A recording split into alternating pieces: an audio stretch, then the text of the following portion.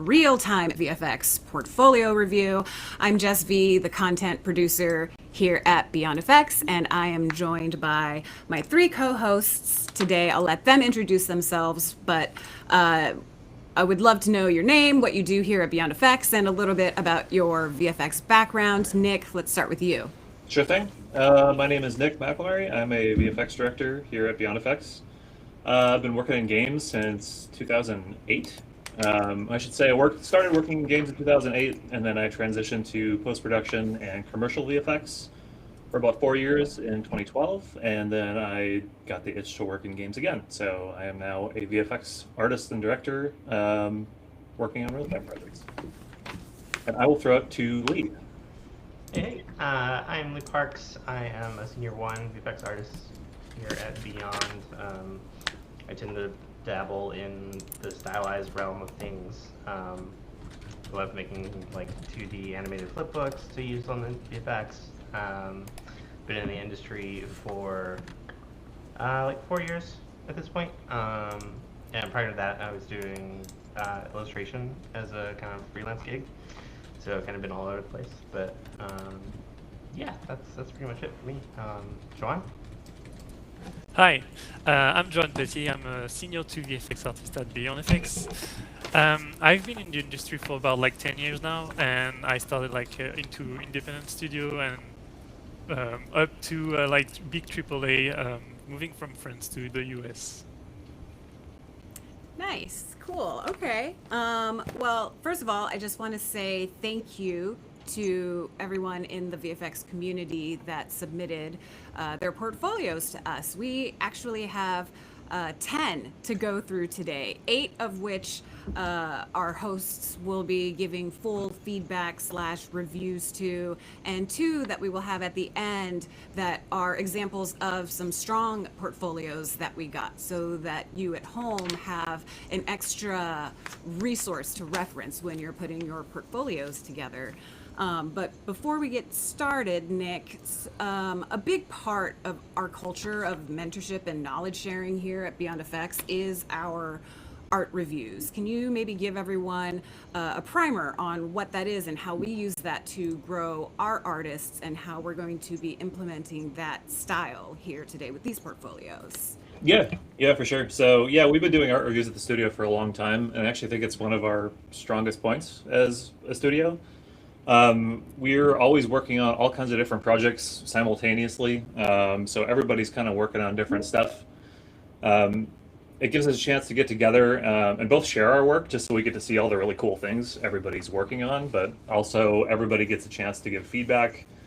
You know, no matter what your role in the studio is. Jess, if you wanted to join an art review and say, hey, make more fire there, like that's totally acceptable, and in fact encouraged.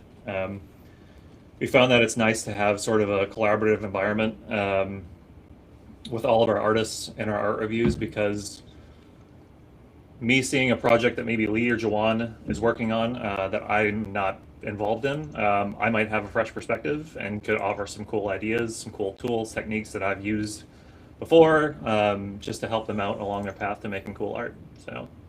Yeah, and that was actually the method that you guys used for these portfolios that we're looking at today. We sent it to the rest of our team here at Beyond FX, and they left some of their feedback behind the scenes. You're not going to be seeing that on the live stream, but Nick and Lee and Joan have access to that, and they'll be able to relay the messages that our team gave to you guys. And so we have a lot of our candidates in the chat right now. I see Modex, B Real Boy, Dom Prom. Hello to all of you, but we are ready to get started with our first portfolio, and that is Adrian. A little bit about Adrian. He is early in his career with over 6 years of experience in video game character art and assets, and he recently transitioned to focus to VFX. And on his personal projects, he mostly creates real-time effects with particle systems and shaders leaning towards a fantasy and stylized style. He uses Unreal 5, Photoshop, Substance Designer, Embergen Maya, and has recently started toying with After Effects. And a little fun fact is League of Legends is the reason why he wanted to start working in the games industry. And so Adrian's feedback preference is, first of all, any feedback would be great. But as a specific question, he's wondering if he should put time and effort into the blueprint integration since he's working in Unreal, or just focus all of his effort into the effect and just use sequencer to trigger it and render it. And I'll let you guys take it away. Sure. I think on that last point of should I dive into blueprints or not, I don't think there's ever there should ever be a reason we say no, I shouldn't learn this or something like that. But I would say as somebody kind of it sounds like newer to the VFX world, coming from a world of character art, I would focus mostly just on making good VFX art with sequencer first. That way you're not blocking yourself with trying to figure out weird tech issues with blueprints or something like that. Especially if you're looking to just showcase your good VFX work. Using sequencer, I think, is a great artist-friendly tool to just make really cool stuff quickly without having to debug nodes and making all kinds of crazy complex systems and blueprints. So that is my 2 cents about that. Yeah, I think there is value in knowing blueprints, but really, if you're just trying to get your foot in the door, like making cool effects work is going to be the fastest way to get your foot in the door for effects. I think you'll find there's like an upper limit where like as you get into the industry and then go up in ranks, there's kind of an upper limit where you start to kind of need to know how to navigate around blueprints and how to like understand how they work. But also there's like every artist kind of has their own strengths where like there's people more senior than me that like don't really mess with blueprints, and it just kind of depends on the project. Yeah, I think if we split like the different rank into like visual effect artists, like if you are a junior, mid or senior, like a junior is good to show like versatility, like understand different effect type like fire, magic, impact, environment, or UI. If you're like more like mid or senior, it's good to have like specialization. It becomes like more powerful. But like, if you want to be good at stylized or like super realistic effect, go for it. But that said, like even specialists need to like have multiple effect to show. So I think like being more like in depth into something is good, but it's also better than having randomness effects everywhere. Great. Oh, excuse me, sorry.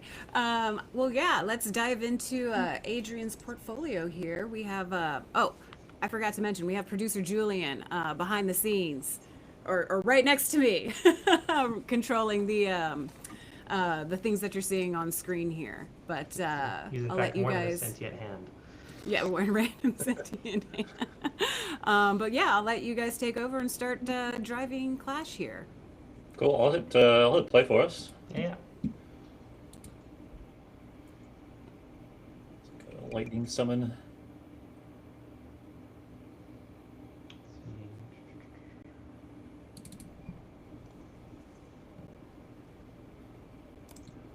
Do we want to showcase everything at first and then do a pass?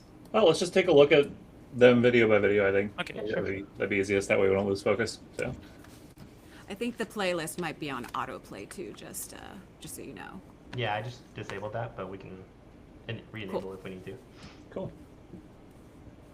I think first of all, like it's a super cool effect. Like I like the energy of it and stuff like that. My first take is I think there's a lot of conflicting directions in here. There's a lot of stuff going up, a lot of stuff blasting forward, a lot of stuff coming down from the sky. I actually feel like this is something I see a lot with newer VFX artists is kind of like a lack of cohesion, for a better word, of sort of like forces in the world. I think it's always good to think about everything in your effects and what they do to the world around them, including one effect hitting another effect, if that makes sense. So we have this kind of upward energy, then we have a blast going out, and then we have sort of like a downward thing here, and then we also have an outward sphere and an outward thing on the bottom. I think picking like a directionality would help sell this effect 100 times in the right direction. So if we had like the the blast impact hitting him, and we had more stuff kind of blowing out this way, or maybe even like slightly downward, and pushing matter and debris kind of like off the back, I think that could really help sell sort of like the forces of all this stuff going on. Yeah, I think also like that sometimes like when you do an effect, like less is more, and the fact that try to merge and blend everything together and avoid like showing shapes or like the mesh behind the effect. For example, if we take this, let me move forward a little bit over here. Try to like merge, for example, this board over here, this mesh on the ground, this effect here, this square, and you can do that by using like depth fade. So like, for example, merging like the ground a bit better, or like the sphere over here, and like hide the side of the sphere, for example, or like even here the square, and try to make something that merge all together in terms of like color, but also shapes. And what we want to see is not being able to see the mesh behind the effect.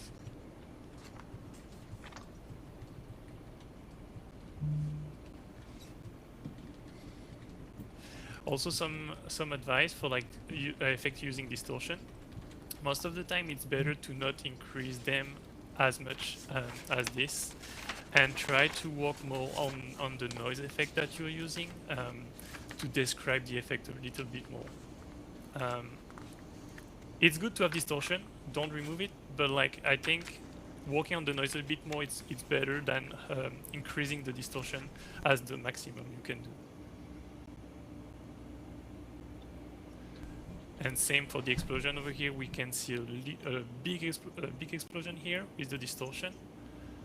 I think decreasing that a little bit can help also reading the effect a bit better.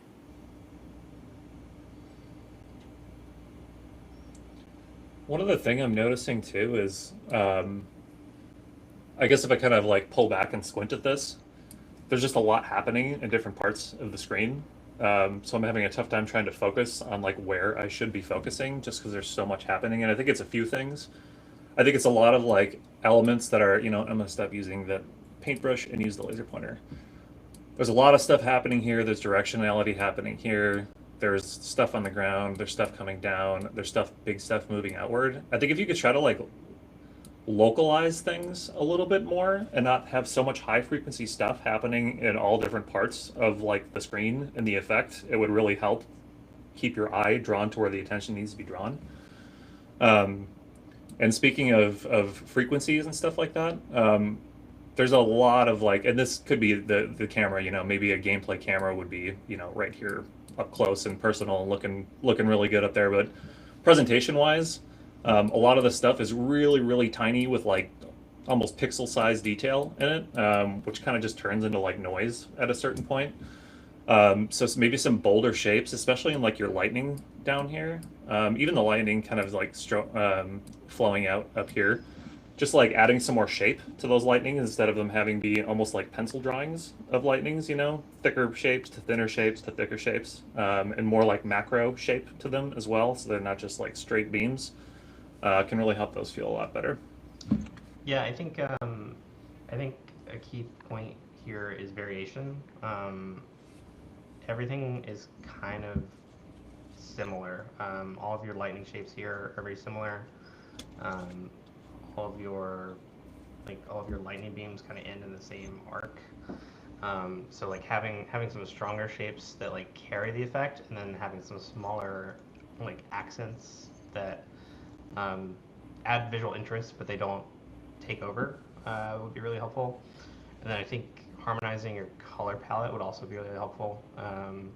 Right now it's just kind of blue and gold. And what I like to do when I'm thinking about color effects or coloring my effects is, if you think about the color wheel, I don't really have a good way to illustrate it, but like you have like blue, red, and yellow or whatever, and like picking a point and kind of like walking alongside the color wheel is good for like a base, and then having some like accent color and that could be like someone like Riot likes to do something really random, like it'll be like, you know, purples and then a like really harsh like green or something, and then kind of managing that like 70-30, 90-10 rule of just like creating visual interest.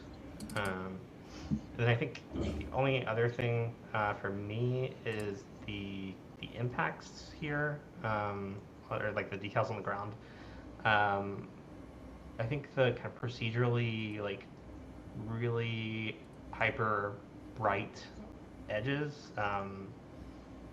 could be polished a bit more and have like a bit more of an erosion that doesn't quite look so just like purely procedural. That's probably the thing that feels like the most junior to me outside of what's been mentioned. And really quick, I hate to be the bad guy here, but just in the interest of time, I just want to, because I know some of us have a hard out at 2 in terms of our hosts, so I'm just letting you know to can you keep an eye on the time with these reviews. Yeah, I think we could probably step to the next video. Yeah. Let's do it. Right. Cool explosive gun blast. I think immediately a super easy way to improve this would be to make sure all the stuff is connected to the things it's supposed to be. I'm assuming he's shooting something, but his gun is hanging out down here. It almost looks like he's sucking something into his mouth. And then timing it, so we're finding a way to maybe actually show him shoot the gun. It looks like it kind of blasts off before his arm even comes up. Yep. Yeah, also like you said that the effect comes from the mouth, but I think at the end it looks like it wants to come from the gun. So instead of starting everything here, start doing it here. Or like you can also change the animation for that, try something else, but if you want to make the effect appear from the gun, I think the charge should come from the gun first instead of the mouth. Because here it looks like he wants to spit a bullet or something. And then as for the impact, I think seeing how large the explosion is here, the remaining of the impact at the end should be a little bit bigger here. This tiny hole, I think you can increase it a little bit more.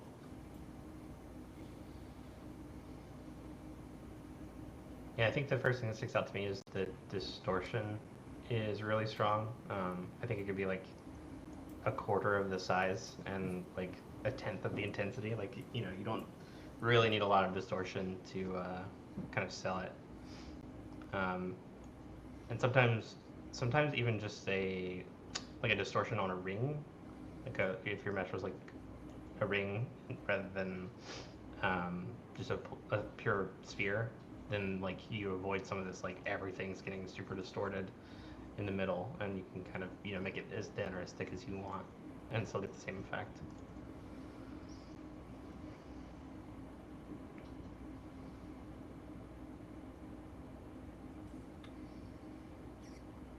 I think we've got some nice stuff happening on the impact.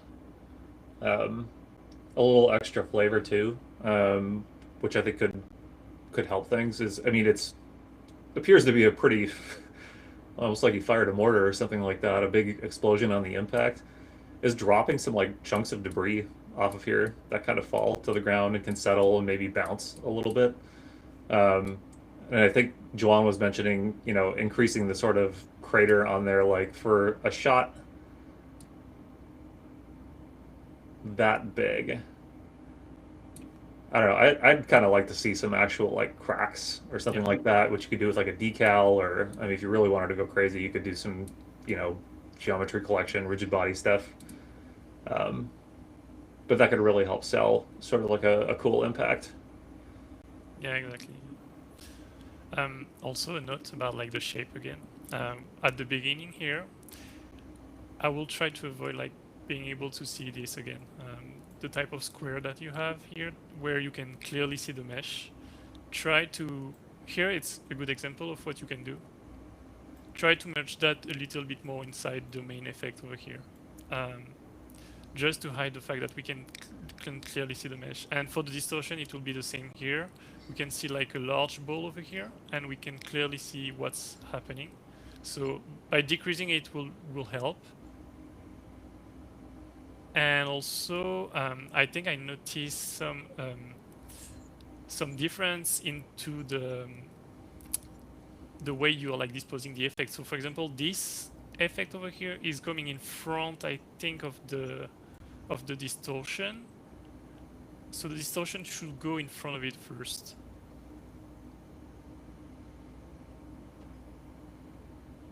And then I will say like same, try to break the shape. For example, your smoke that you have over here that is forming like a circle.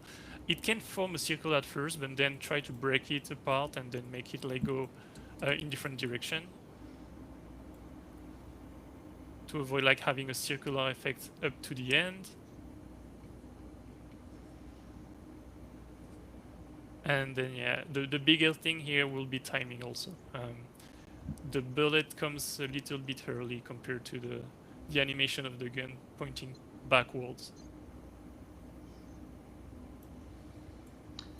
Cool. We want to keep it moving? Yeah, let's do it.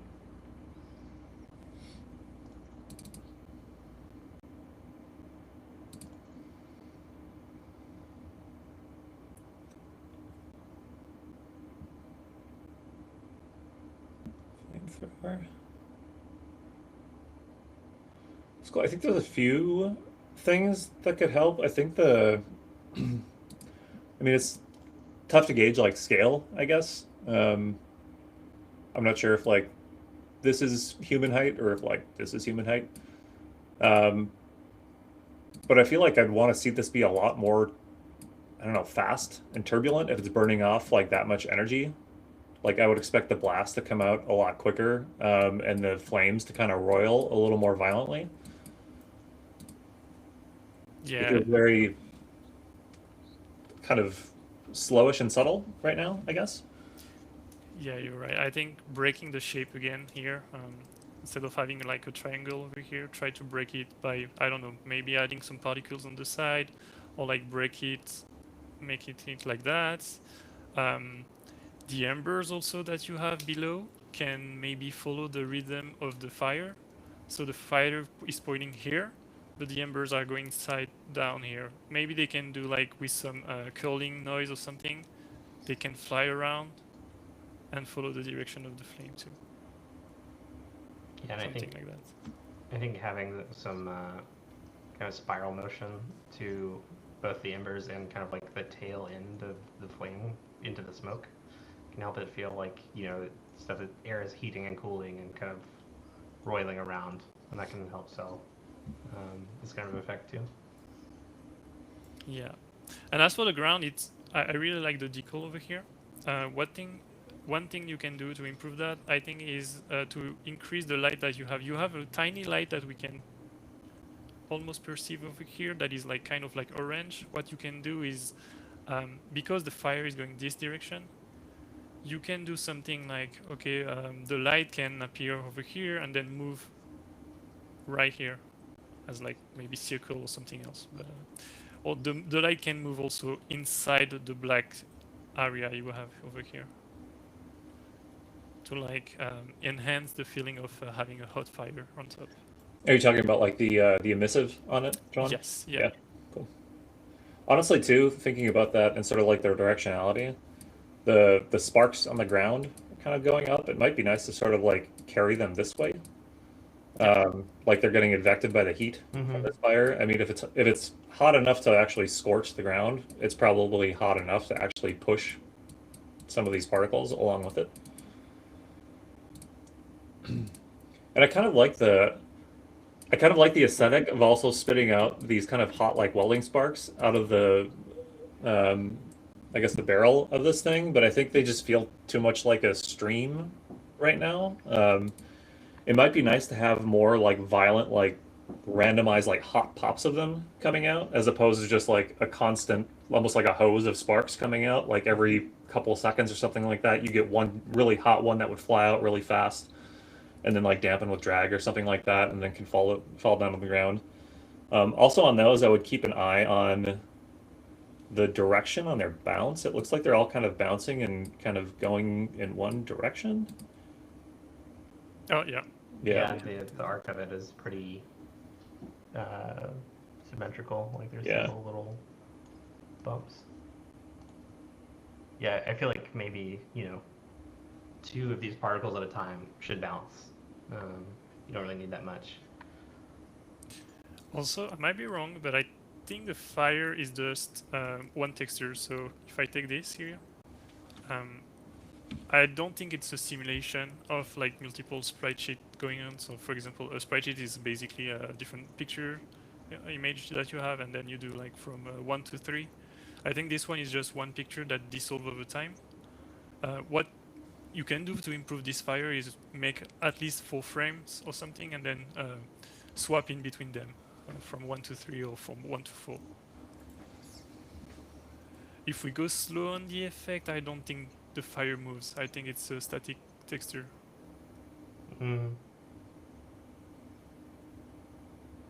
But it's cool to have the dissolve on the texture too.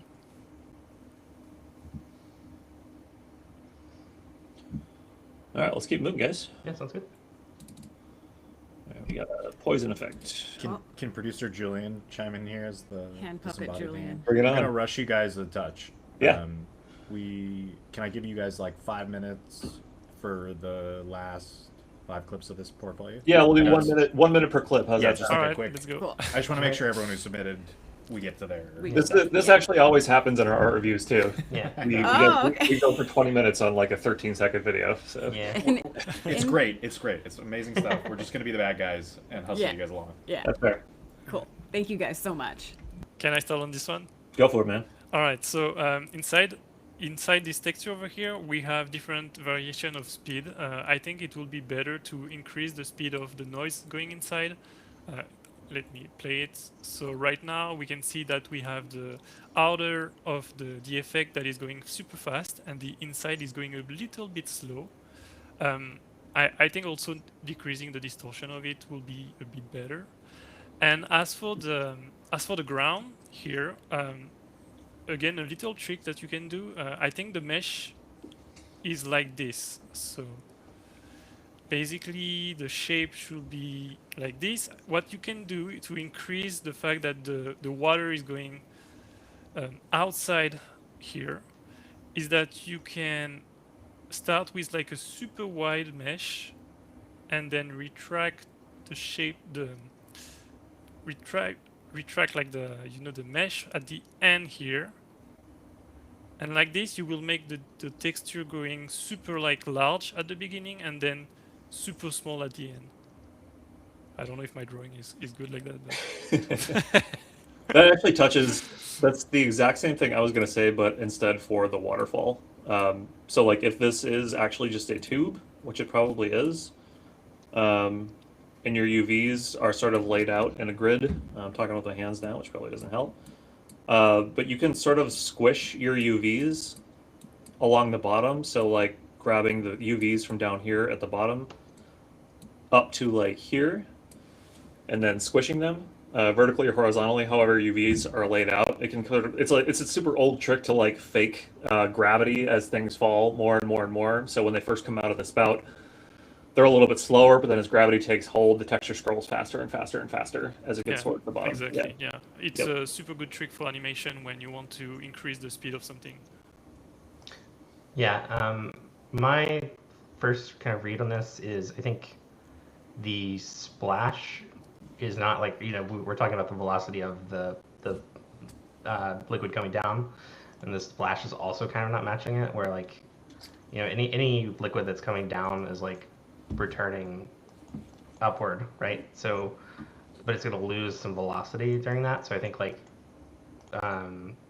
really reducing that splash upward, and also maybe like having a little bit of outward motion in addition to the upward motion would be really good. And it was like maybe like a third read where I saw these like poison splatters on the ground, and I think that's really cool. But they're not obvious enough, and I think increasing their opacity a little bit, and then also maybe some of these bubbles like pop and like send particles out or something to kind of like give some motivation as to why it's there. I think I can really amp things up too. Yeah.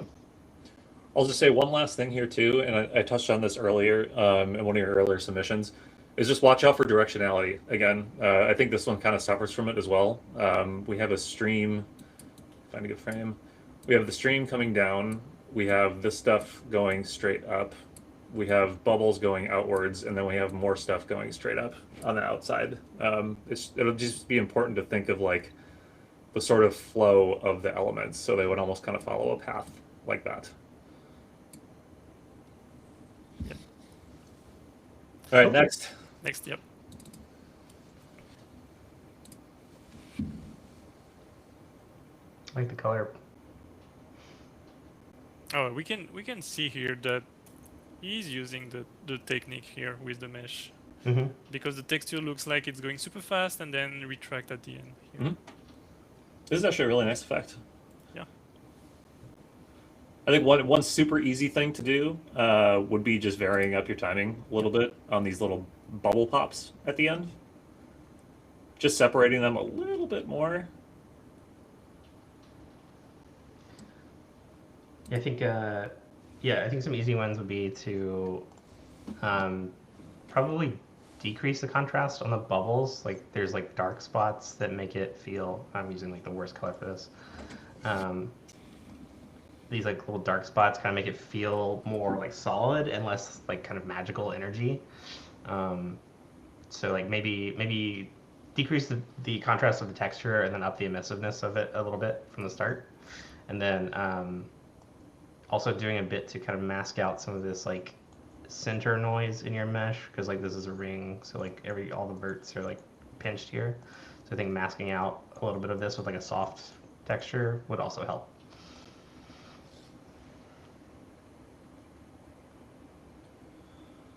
Nathan called this out, one of our other artists here on the team, and unfortunately Clash doesn't have a great way to do this, our platform for reviewing art, but he did call out that all the values in your effect are very kind of samey, and actually gave a good piece of advice for sort of like debugging the value hierarchy of your effect. If you just take a quick screenshot of it, bring it into Photoshop or something like that, and just desaturate it, if you see everything turning just gray or just white or just black, chances are that means you need to introduce a little more value range in your effect. I haven't looked at it, but Nathan is a very reliable person for feedback, so I trust him, but it might be worth just, again, taking a screenshot of this, bringing it into Photoshop, and then just seeing where your value ranges are. You don't need to go from like black to white or anything like that, but it can really help sell a lot of things, like volume especially. Volume is pretty much all based on like value and the way light plays with things, and I realize this isn't supposed to be like a volumetric smoke simulation or something like that. But it can help your effects get some like density to them. That's kind of tough to achieve otherwise. Yeah, someone just mentioned it in the chat as well. But there's a way you can set up in OS is you can set up a basically a shortcut to grayscale your entire screen, and that then you don't have to go back and forth between apps. It's kind of a pain, so I'm not gonna try to walk through it, but there is a way. Google it. Well, it's out there. The way you set that up on his computer. Yeah. Next one. Yeah.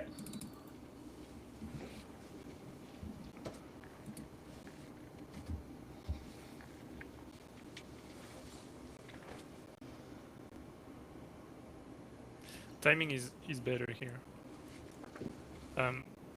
One thing you can improve, I think, is the sparkles at the end. Maybe they are like falling with the gravity that is a bit, I will say, too low.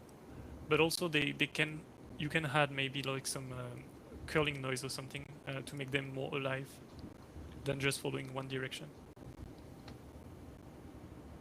Yeah, I think the timing of the sequencing is better here, but I think it feels a little linear to me as like an overall effect, where it's like gunshot into trails into explosion and everything's kind of the same rhythm. And I think a large part of that is the bullets themselves are like quite slow. Yeah, I think I would just start there, and then like maybe the rest of the stuff kind of falls in line. One thing that can really help too with bullet impacts, especially when you're looking at surfaces like stone or things with all kinds of irregularities in them, is sparks all coming out the same direction make things feel very computery and gamey. If we hit this wall with like a fast shot, chances are it would trigger something from like a bump in the stone or a bump in the metal or something like that, and we would get an occasional spark that might fly out this direction. It's okay to have them all kind of bias in the same direction, but having a few of them that kind of like zip out in different directions can really help things feel, I don't know, a little more natural. Yeah, same with the velocity of them coming down. Everything is like falling at the same speed with the same gravity. Giving some variation there would really help.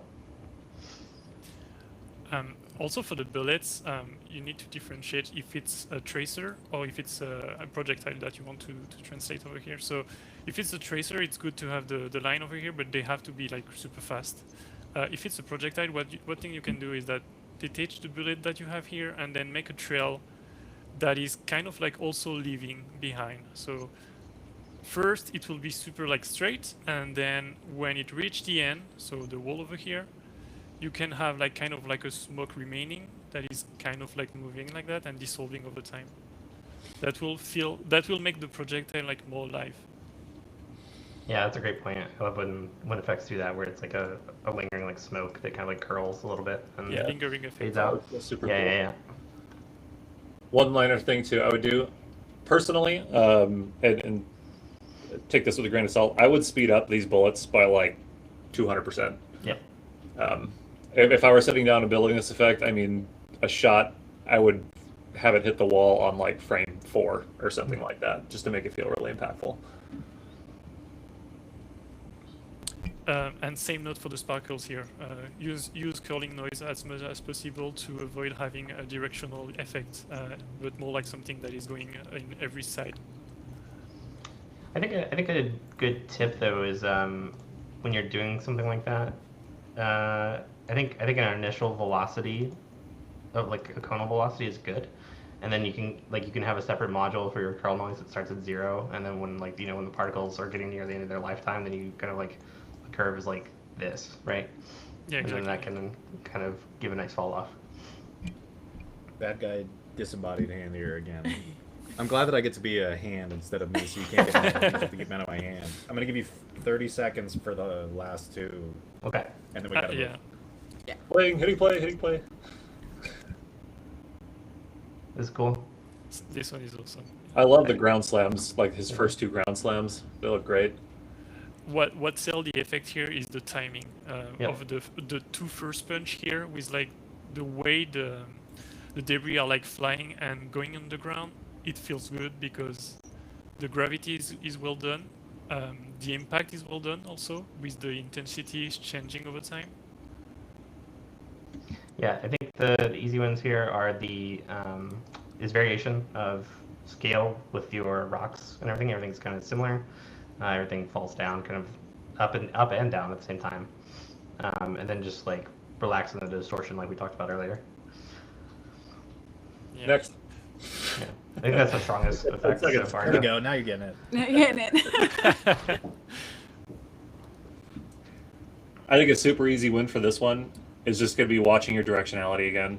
You got stuff going this way, and then it looks like stuff going that way, if I'm seeing this right. Yep. Yeah. And again, decrease a little bit the distortion. Don't try to hide effect behind distortion. Try to use it as your advantage. Yeah, and then you can kind of see that, like, this is one where you can really see the meshes. Like, you can really see this mesh, you can really see this mesh. And then, like, on this kind of outward explosion, you can really see the cylinder here. So just watch that and kind of mask it. Yeah, and I would say in terms of animation, the 2 last pieces are the biggest one here, because the timing is very good. Yeah, the last one I think was, like, easily the strongest. Yeah. All right, disembodied hand. You want to move us to the next? Yep. Okay. So next up, while Julian is working behind the scenes to get the next portfolio up, and while you guys are getting into that link, our next portfolio comes from Omri. I hope I'm saying that right. I don't know if it's Amari or Omri. I apologize if I'm saying that wrong. But Omri is a junior artist with a strong interest in shaders and environmental effects. And although he has been working in the effects field for less than 2 years, he's been studying Unreal Engine since version UE3, which he considers his main tool. And in addition to Unreal, he uses Substance Designer, Photoshop, and Blender to create effects. And the feedback preference that Omri is looking for is focus on polish and presentation, as he feels that most of his portfolio effects could benefit from that improvement, or improvement in that regard, excuse me. Cool. Cool. Let's hit play. Oh, sorry. I am going to time you guys a little bit more aggressively. I apologize. That's fair. So I'm going to, let's say 10 minutes for the portfolio, and I'll give you guys like a 5-minute disembodied hand. Okay, when you're great. kind of Countdown. halfway, if that's okay. Yeah. Perfect. I don't know why this one is really compressed, but Try switching to original. I Is think that we what have it to is? switch to original Yeah. in Clash. original. Hey, oh, beautiful. Yeah. Thank you. Nice. There you Yeah, if you go. could do it on your end too, Got Jess, that'd be great. I think Julian needs to switch it, but yeah, we'll do that. Okay, cool. All right. One easy thing for polish on something like this. This is a cool sim already. Is just using your directions of your fragments, if possible, to inform the direction of your smoke. For stuff like this, where it's like a cannonball hitting, a rock structure, it's not going to be heated smoke that's going to be rising out of it. So I would expect any dust and stuff like that to actually fall. Not as quick as like the actual chunks of boulders and stuff like that, but it's it has weight to it. It's debris particles of little pieces of sand and dust and stuff like that. And it usually kind of settles down instead of kind of just hanging there or sometimes rising.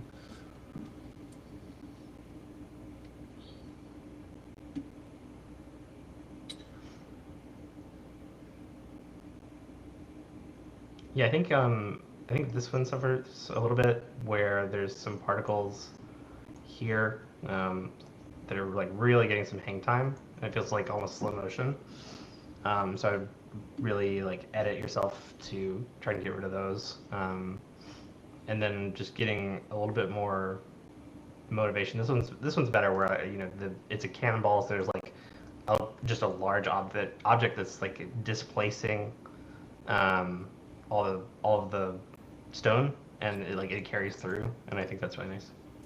I would give one piece of advice when you're showcasing destruction simulations like this is add a mannequin or something like that, so people reviewing your work can see the sense of scale. Because I think a kind of slower simulation like this works if the gargoyle is the size of a house or something like that. But if it's like a gargoyle we would see perched on like a cathedral that's maybe a couple feet tall or 5 feet tall or something like this, I would expect like the pieces to drop a little quicker. Yeah, that's a good point. Yeah. And in terms of presentation, if you want to showcase a destruction, I think I will have, because I can see that your next effect is about destruction, the shader itself. I think you can include it inside the video itself, showcasing like how you break the mesh apart or something like that, and showing the behind the scene, Yeah.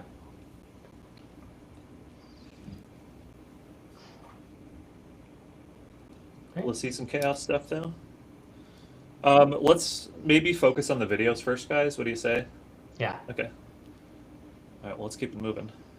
And then we'll come back to images if we have time. Ha ha ha. We would never. I know. You got about 3 minutes just for reference. This one, actually, I was looking at these earlier. I really, really like these. I think there's Yeah, a it's really cool. cool material quality to them. Like, it feels wet. It feels like it's catching specular, and like there's even a semblance of a shadow underneath it, which is really nice. My main feedback would just be sort of on the overall shape of it. I guess if this were a pipe, if stuff was spilling out like violently at the beginning, it's almost like sticking your thumb on a hose. You know, I would expect like a big thumb to be sitting here, and kind of pushing all this stuff out. You might want to try to taper the shape a little bit more so it comes out and then maybe comes. Stupid pen. There we go. So it comes out and kind of like starts to splash out towards the bottom as it would separate, you know, in real life, as opposed to having big blobs kind of like right out of the gate. That said, though, like if this is for like a stylized project or like a very stylized effect, I think it's a really cool aesthetic. So yeah. Yeah, I think it can have these shapes at the beginning, but they need to break up way earlier if they're already this like loose. You know, this feels like it has a nice like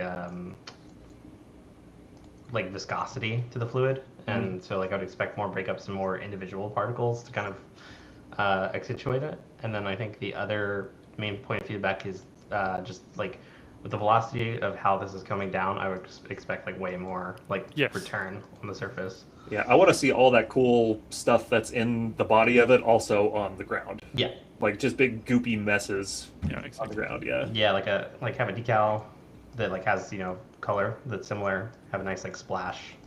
Yeah. Yeah. Yeah, because of the velocity, the splash need to be at least increased by 50% here. Yeah. I can see some semblances of splashes on the bottom.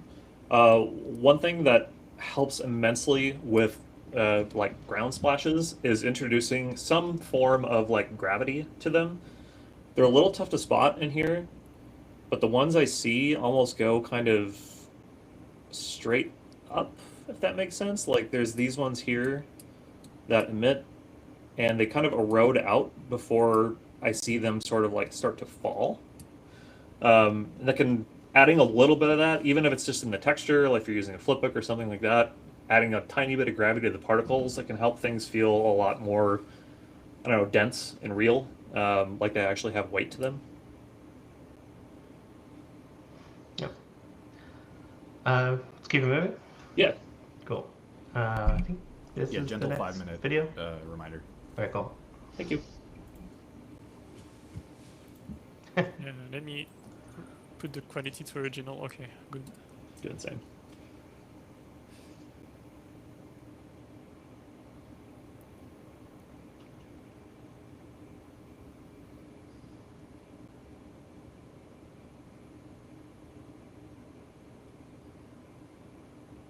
I think the main thing for a lot of these is they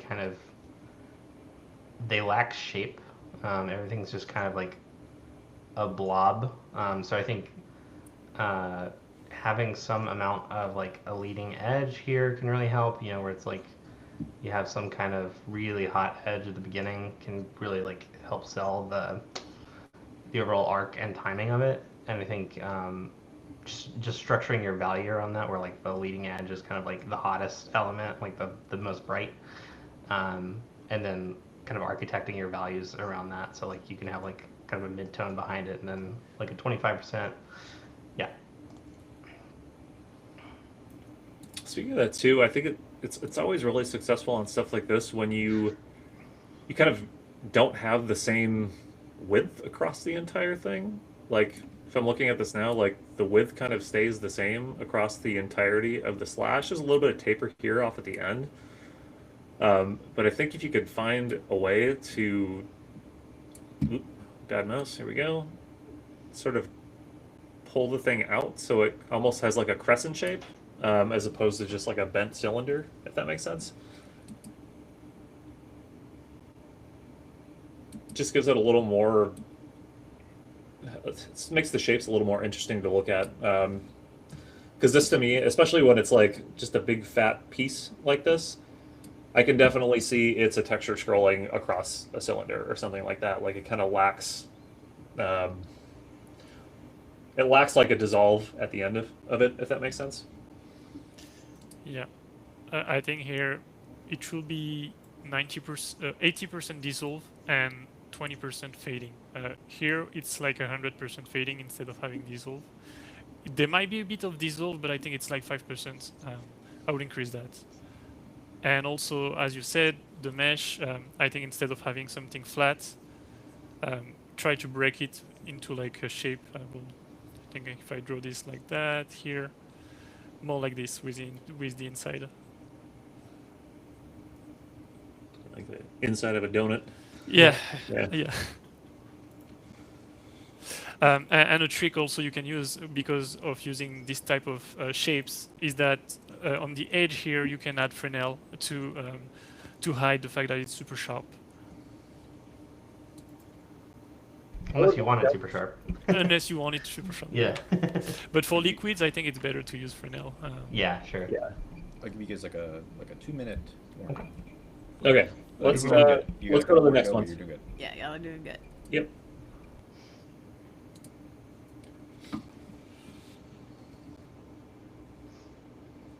I think with how graphic the silhouette of this is, I would expect the inner shapes to be pretty equally graphic. So like this has a, oh man, I always stop on the pink ones with a pink marker. So like with how like clear cut this is, all right. He's gonna draw with the green pen on the overdraw. Yeah. Okay, so yeah, with how clear cut this is, I think like, you know, really like carving out these shapes too to be like some inner fire shapes would really help kind of make things cohesive.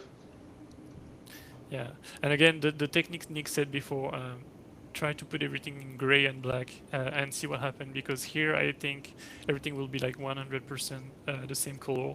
You need to have like a gradient that is going from start like from here to here and have a different like variation of color. So it could be like wider on the top or like wider on the beginning. For fire, I guess it's better to have more white on the bottom and then more like black on the top. I mean, not black, but like fading. I would I notice this a lot with a lot of stylized effects where there's a hypergraphic element. Sometimes a hand-drawn flipbook, this looks like it's more of like a procedural noise without the thresholding. But then they're accentuated with sort of like normal simulating particles. And they always look a little disconnected from each other to me, just because of like the hypergraphic nature and the really aggressive and interesting shapes of the flames. And then we have these little particles that are kind of just like bouncing around and simulating. I would be curious to try, instead of doing little particles like this, if you spawned larger particles that had a similar material effect on them as this, but maybe with a different shape that would roll it off a little bit quicker, if that would feel a little more attached to this fire than little spark particles, if that makes sense. Mm-hmm. Yeah. Yeah, and I think editing your texture a little bit would be great here too. There's a lot of symmetry that comes from the proceduralness of it. So some distortion could help you, or even just like skewing your dissolves a little bit might give you some, like fire, you really want these like big arcs of like varying degrees that helps sell the actual element of it.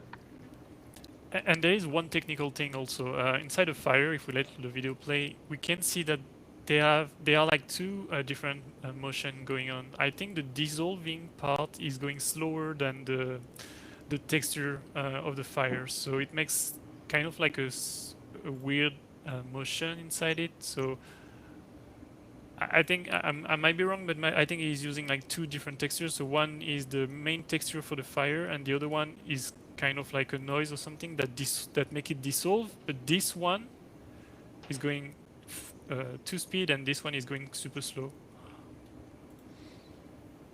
Yeah, I see that. So we can see like break of the fire. There are like some holes, but these holes are not moving with the animation of the flame. Yeah, and then you know the easiest win would just to be like additive glow card, like just a glow that's like really soft, just kind of like, you know, it's fire to light up the area a bit more than it is.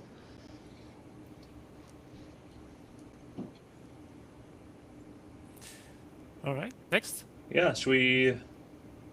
Looks like the next one is just an image. Yeah, I think these are all images, and overdraw is all we have left here. Okay. can give you guys like 30 seconds to Okay. quickly run through overdraw images.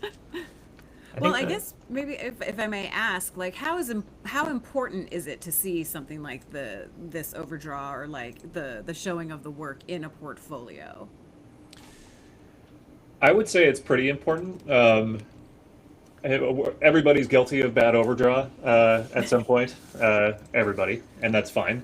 But I think if you're willing to show it and willing to show the steps that you did to try to optimize it, it helps us understand that you understand that overdraw equals bad, and we should try to minimize it as much as possible.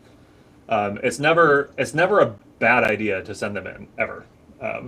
So Gotcha. Yeah. Nice. I really like when an artist like display it on the website or the portfolio he has, but just below the main effect or something, or like Yeah. sometime merge them together, but don't make the technical parts more important than the actual effect. yeah, look at that, all green, beautiful work. Hey. Nice. Very nice. Should we move on to the next portfolio? Yeah. Yeah. You guys ready? Very nice job, Amory. Yeah, thank you. Yeah, thanks. Yeah. And I forgot to say very nice job to Adrian too. Sorry about that. I wasn't ignoring you. We have a comment. Oh, we have a comment. Hey, we just got Reese allowed to submit portfolios still. So we actually have all of the portfolios for this live stream right now, but we want to do this once a quarter. So stay tuned to our social media and we will be posting the next time that we do a portfolio review. This is the first time we've done this. So we're all kind of learning together on the live stream right now. So, but our next portfolio is actually Tiago. Tiago has been working in the 2D animation industry for over 10 years, and for the last 2 years has been studying 2D effects and real-time VFX, focusing on stylized effects in Unreal. And the main software that they use includes Harmony, Unreal Engine, Photoshop, Substance Designer, and Blender. And they are open to just any feedback that you guys have to offer. These some pretty cool flip books. Yeah, this is I agree. nice. After Lee's heart. I feel like I leaned in a little bit. I think Yeah. there's some pretty simple, easy ways just to tie things up. I stopped on the perfect frame here. There's kind of a missing connection to your slash here. So just connecting all the elements together so we don't have these big gaps of stuff. It could just make things confusing. And then a minor technical thing that like happens. Let me see if I can find a frame. No, there we go. Watch out for stuff like this. That can super easily be fixed with just like an old school depth fade. There's techniques to like make the depth fade more interesting using like depth biasing and stuff like that. But watching out for intersections like that, because that is a dead giveaway that things are just big old sprites intersecting with other things. Yeah, I think your biggest challenge is your flipbooks are great, and then the stuff on meshes that's like more procedural doesn't really match the quality. So I think there's room for.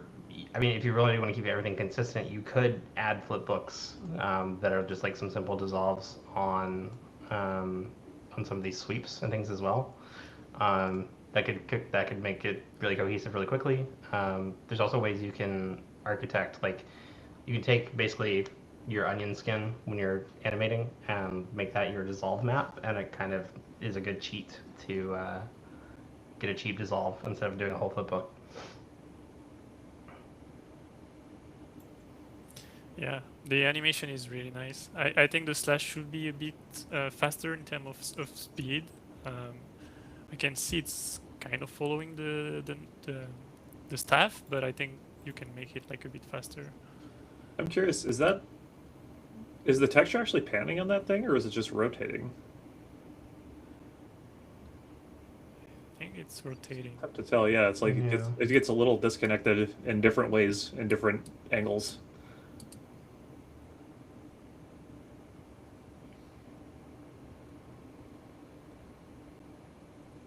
Yeah, and then just as someone who deals with flipbooks in projects a lot, just be careful with file size. Flipbooks are expensive, especially when it's something like this strongly animated. It's a lot of frames.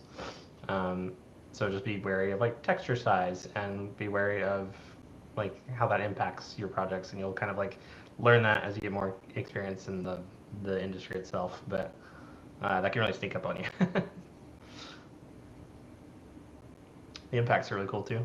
Yeah.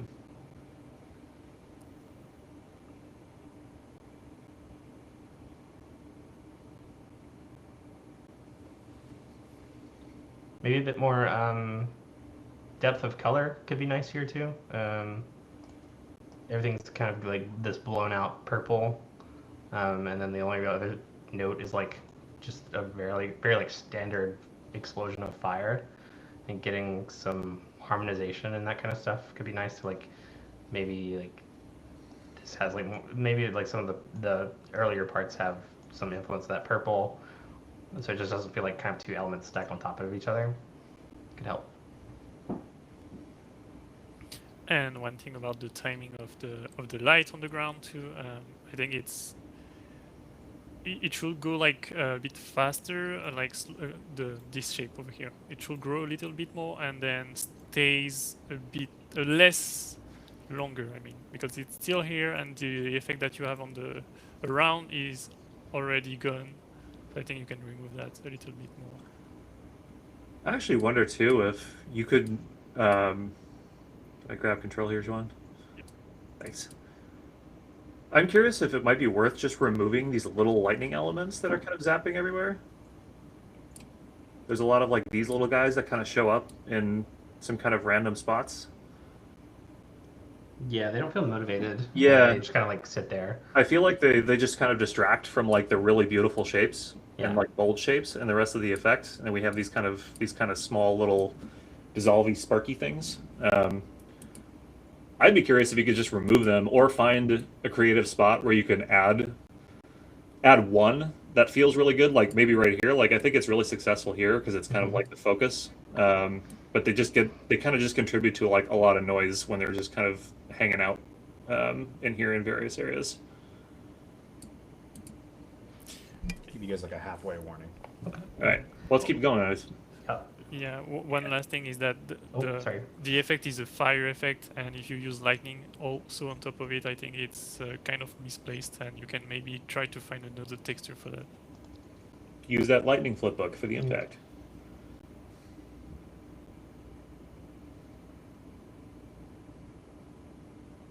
I love the impacts here. Yeah, this is cool.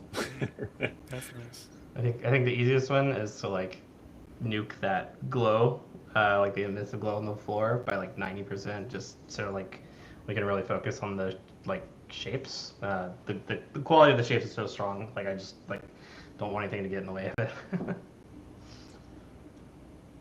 I would caution against spawning a lot of lights like that too. Yeah. That can incur the wrath of a render engineer really quick. Same note I had is on the last page too. Big old intersection there.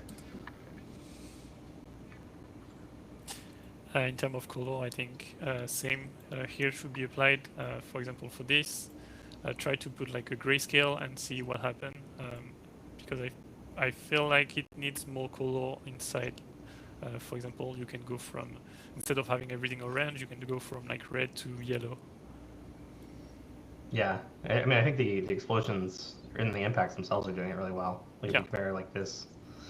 I also noticed there's some parts where it's either like blunting or like there's like some straight edges, and it seems to just be a texture problem rather than a like size of your geometry. So just be sure to keep an eye on that.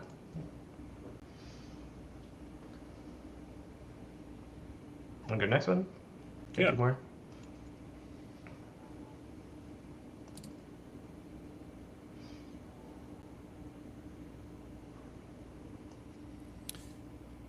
Personally, I feel like the rings are maybe a bit much. They're really, really bright. In fact, I think they might be like the brightest part of this effect. It's kind of all I see. Whereas I feel like, I mean, unless the rings are the primary story of this weapon or this gun or this effect, I feel like you could tamper those things down so they're sort of the uh, felt but not seen thing art directors like to always say.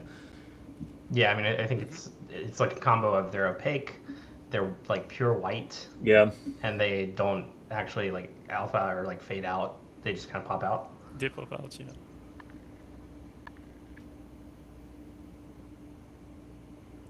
I like the little smolder flip. Yeah, yeah. It's nice.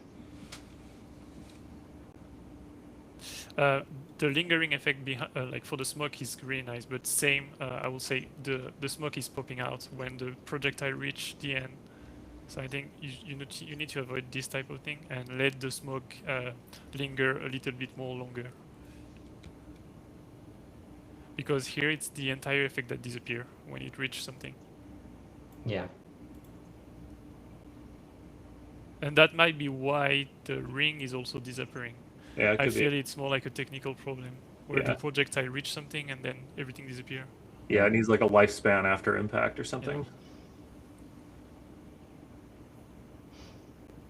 Yeah, and just really quick, I think the dust flip books here, I think they get a little too like stringy. This is maybe a personal take, but I think they get really noisy really quickly, and just like giving them a little bit more time to kind of like hang out would be cool. But yeah, we got one more. Yeah, let's go to the next one.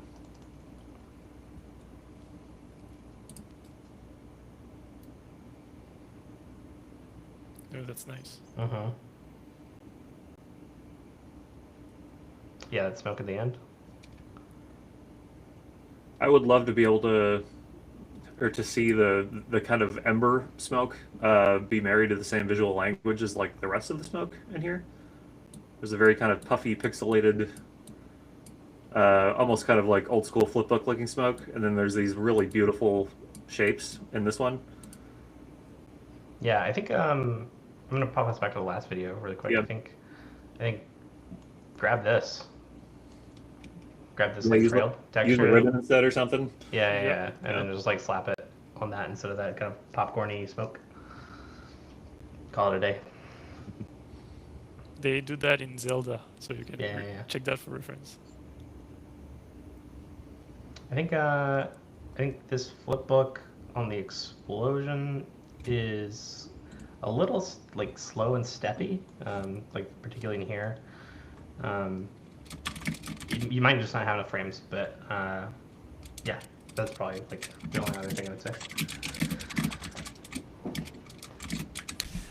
I would have increased the decal on the ground by like 50%, to like, because the explosion is super big. Again, make something that is bigger here.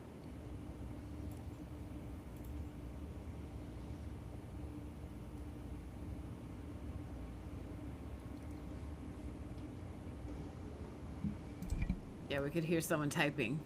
That was me. Sorry. Nick was furious. But... yeah, this is great. Yeah, really Good nice stuff. work. All right. Cool. Should we move along? Y'all ready to move along? Yeah. Okay, thanks, Tiago. Yeah. Thank you so much.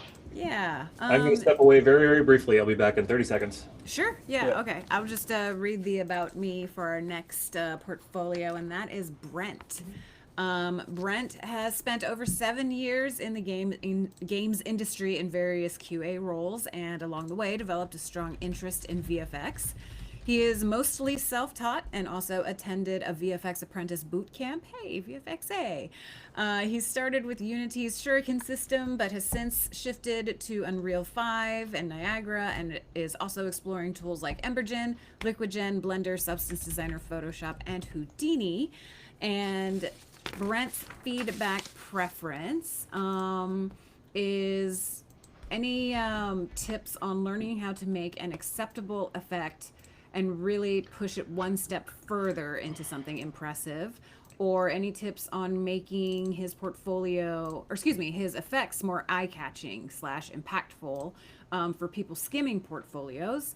And then also any tips or advice on color theory, like how to pick complementing colors when using high contrast between assets and etc. All right. Cool. You guys Always- can drive while Nick yeah. is away. Always happy to see someone from VFX Apprentice. I learned a lot of what I know from there, so I recognize these assets. So in terms of color theory, for the impact here first, it's great. The impact is it feels impactful, like he says. But for like the color, I think same applies here. I can see a little bit of variation. Oh, let me draw something else than green. All right. So I see a bit of variation here with like some dark spots, and you have like some light spots. But I think you need to increase that a little bit more, and maybe not tend to having the effect full green. You can use something that complement the color here.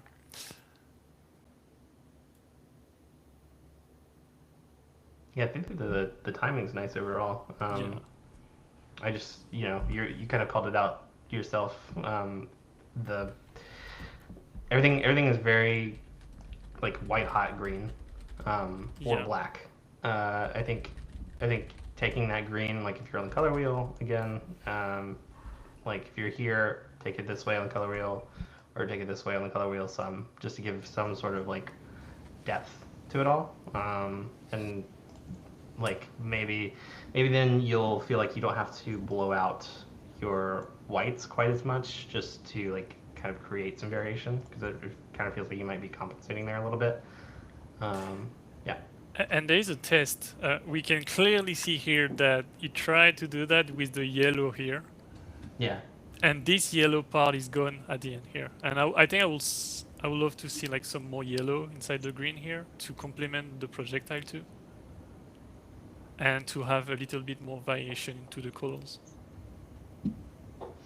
Yeah, I think there might be like a little bit of a staging issue, like some of the other portfolios where we have this like very horizontal projectile, and then it's a very like omnidirectional impact. I think maybe if you sold the burst of this a little bit more, like maybe this has some stronger shapes or something to like kind of say like, hey, this is gonna go omnidirectional.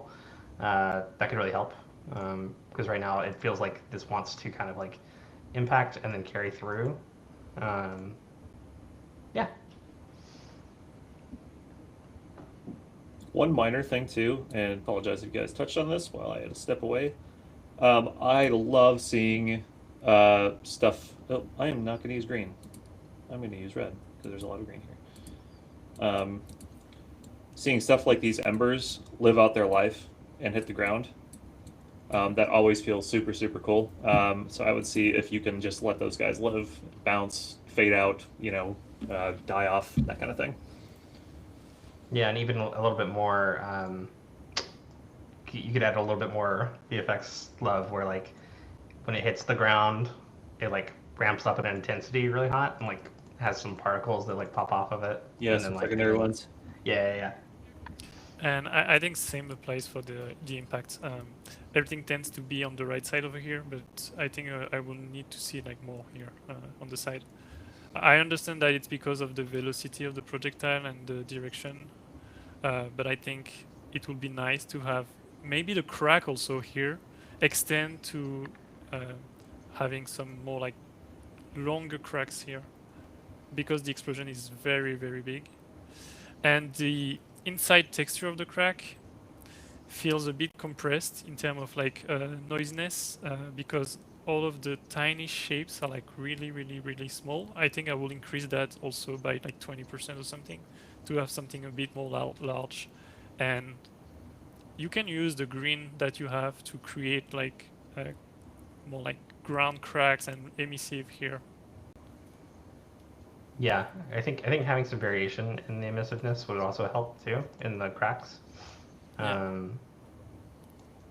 Like if some of this like white hotness was in here, so like little bits of interest in here would be really cool. And then, like Joan said, kind of like authoring your texture where like you have like big rock, small rocks, you know, like variation a little bit more. All these are kind of the same shape.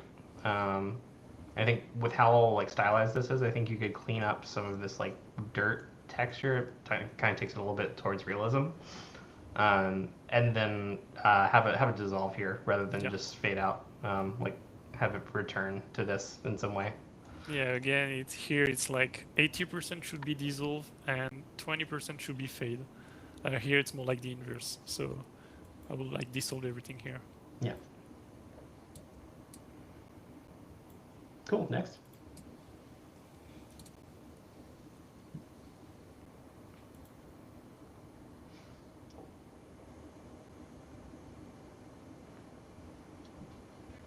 It's cool.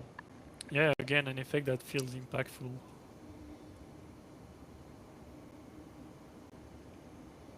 The first thing that caught my eye was the like liquid sim here. I think it has a little bit too much like warp to it. Like there's too much scale that's affecting it, so it starts to feel unnatural. I think like once it's here, like you kind of lose the almost like spatial element to it. And so I think it looks like a cylinder, yeah, like a tornado style cylinder being scaled down. yeah. I would say too, I really, really like the rendering quality of everything you have in here. I think except for the residual stuff here. Like there's really nice like specular, you know, there's lots of volume and like the goop and stuff like that. And I'm not sure if like the stuff on the ground is also supposed to be goop or if it's supposed to be more smoky. But I think finding a way to make that stuff appear a little less flat would help a ton. Just to sort of like marry all the elements together. Because this is such a nicely rendered piece of your effect, and the kind of flat stuff is really detracting from it. Yeah, maybe by having the same kind of like emissive and different colors, because here we can see two different purple because of what is inside, and I think going from purple to blue might be something that can help also for the ground, but having more emissive on the ground too. I would watch out for your dissolve on your grab the playhead here on your big goopy stuff. It really kind of tears apart. Like if you watch the dissolve on this thing, it kind of breaks apart into like little bits. And it's such a very big goopy graphic shape. I think you almost want to pull it together more like surface tension instead of just like noising it out or something like that. It looks like it's starting to do that, but it just gets really torn apart into like subpixel detail at a certain point. That might be artifacts of motion blur or aliasing or something, but yeah, I mean, I think when you dissolve kind of a goop strand, you want it to go from that to like still carrying over these like big kind of main elements. So I think bigger shapes in your dissolve would help a lot. And then I think the other thing I felt is the gravity when it comes down feels like it increases, and you really like it'll feel better I think if you give it kind of nice like arc of motion that doesn't quite ramp up as much. It'll feel a bit better. Yeah, hopefully that kind of answered your question that you wrote as a sidebar. ink. I see. Okay. Yeah, you can reuse actually what you have here for the ground. Maybe less intense, but having some reminder of like what just splashed on the ground could be nice. I think it just it's just too flat here.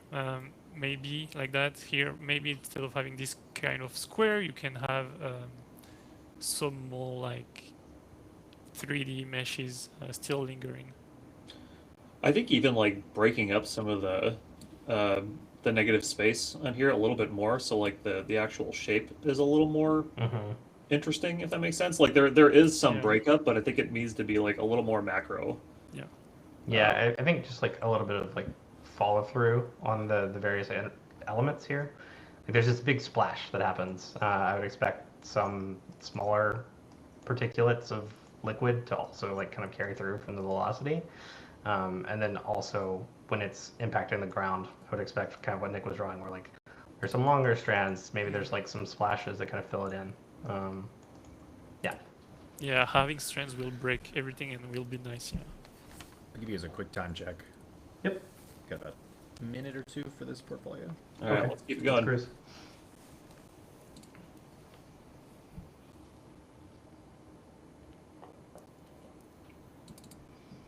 Take probably all the same notes, Yeah. Yep. just more green.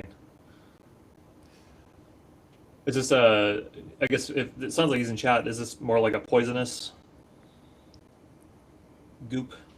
Oh yes, Brent says this one's very similar, just a variation. Haha. Yeah. Okay. Nice. Okay. Yeah. Okay, Thanks, I Brent. just think the ground looks a bit better here because of the variation of colors. Yeah. Be careful of like the stretch of the mesh here. It should be a bit higher.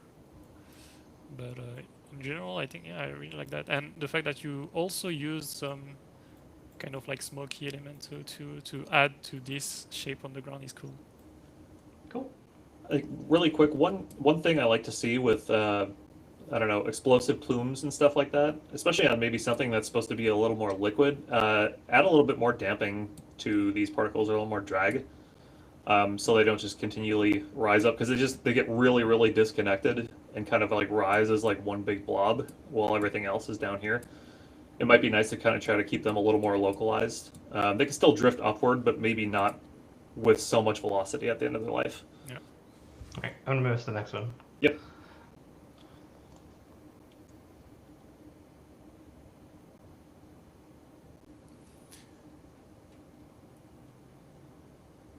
I really like all the elements in this. I think the biggest thing is going to be timing of everything. Yes. Yeah. Everything Okay. feels very, this happens, and then this thing happens, and then this thing happens. There's not like a lot of overlap or interest. I think the projectile, if you're just doing this in sequencer or something like that, like you could really make that an interesting moving projectile. Have it tie into a little bit more of like the sort of cast effect. You know, maybe it can emit a few frames before the cast actually like fires off and like finalizes. So in terms of timing, what you have here is this one, the first one. So basically, the velocity doesn't change over time. I think you need to increase that to be like super fast at first, and then at the end it doesn't specifically like slow down, but because it reached this position, it will like just. You need to have like a super like fast effect, and then it reach and then explode. Yeah, I think I noticed in the beginning on this kind of thing spinning up, you can really see the edges of the meshes for these kind of like solar coaster type deals. And there's kind of like two ways that I like to solve it, where you architect the mesh, so where like the mesh itself has a taper to it, and that can feel really good. Or you know, probably do both of these things. With your texture, you have like your swipe mesh or whatever, and then you have also on top of it, you have a mask that's like biting into the front and the back of it, so you don't get these like really hard edges, and that can help a lot.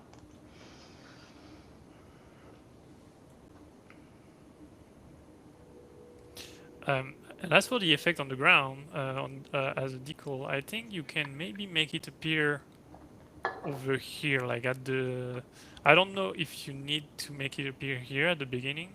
Maybe you can like just fade in and then be still present here. Yeah, and let's like quickly look at the last one. We're short on time here. Let's look at the last one, yeah. It's very different. This to me, like I think first reaction, regardless of quality, I think this is like a very different portfolio. The rest of your work feels very consistent, and this is like a 180. They can show range, but I think also like think about what you're applying towards, and that can help you kind of curate. Yeah. I mean, if we're looking at this from what I'm guessing is supposed to be like a realistic sim of smoke or an explosion, or maybe that's water there at the end, make sure that all your elements are in the realistic realm. So like really hyper black stuff like this really pulls my attention. Like they don't look like they belong in this effect with, mesh particle rocks, probably lit smoke volumes and that kind of stuff. Even these little kind of almost looks like firework sparks in this one here that are just kind of emitting from a point, whereas everything else is very, very large. I would watch out for that kind of stuff. If you're gonna go, if you're gonna go realism, I would try to lean hard into the realism. Yeah, I think consistency on either side will help.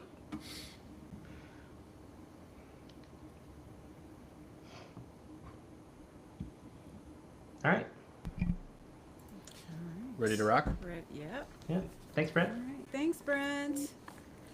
Okay. I'll give you guys like a general time check of we're at about 1:25, and I know we have a hard out at 2 for some of our co-hosts, so we have about, let's say, 35-ish minutes, and I believe we have 4 more portfolios to give feedback on, and then 2 more that are like strong examples at the end. Yeah. Okay. So just kind of general. I think we need to go about 10 minutes, pretty hard for each to make sure we get through all of it. Yes. Actually, a Good. little under 10, but. Well, let's get started. Okay, cool. So next up is Autumn. Autumn is around a junior to mid-level VFX artist who likes doing semi-stylized VFX. She uses Unreal Engine 5, Clip Studio Paint, Procreate, and Blender for effects, and Maya for 3D modeling. She's gained experience on a variety of projects, including both large and smaller scale games. And she wants to offer some words of encouragement to anyone looking for work, and that is to never give up, find resources and people to talk to keep improving yourself and get back on the horse, even when it's hard. And the feedback preference that she is looking for is polish and timing on personal projects. Cool. Are you guys in the sync, Jess? Yes. Or I guess Julian and Jess. You guys are. Okay, cool. Yes. I want to say, first of all, I think it's super cool to see somebody showing off some tools. I like writing tools to make my life as a VFX artist easier and quicker. So immediately when I saw this, I was like, oh, awesome, they're using splines and setting up workflows, which is great. So more of that. Love it. Yeah, I think having this in addition to also just showing the effect without the kind of the debug stuff in Unreal can be nice to see too. So just like hitting G, so all this stuff goes away and you can kind of focus on the effect itself. Will also be helpful towards the portfolio. Yeah. Yeah. First show the effect and then the behind the scene. Yeah.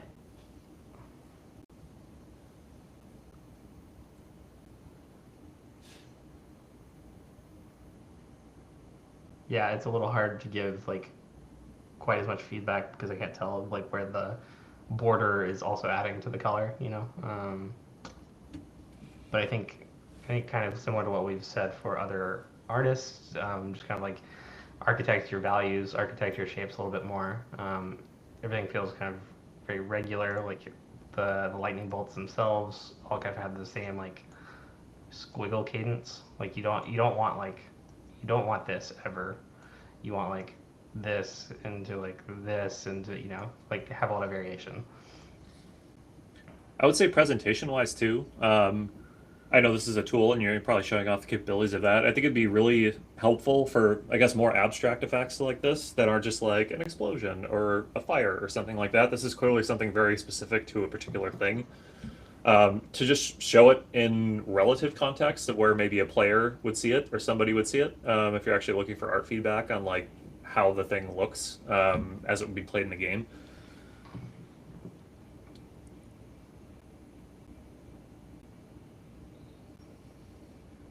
I will say it's super, super, super bright everywhere. Like if we pause, pretty much everything blows out to this super, super hot white and purple throughout the entirety of it, except for this kind of little cloudy thing in the center. And again, I think that's another thing of understanding what the context of the effect is and what it's supposed to represent. But as Lee mentioned before too, just like the same principles of breaking up values colors, hues, that kind of stuff, so we don't have just a big bloom blob on the screen. Would help a ton. Cool. Let's move to the next one. Yep. Yeah.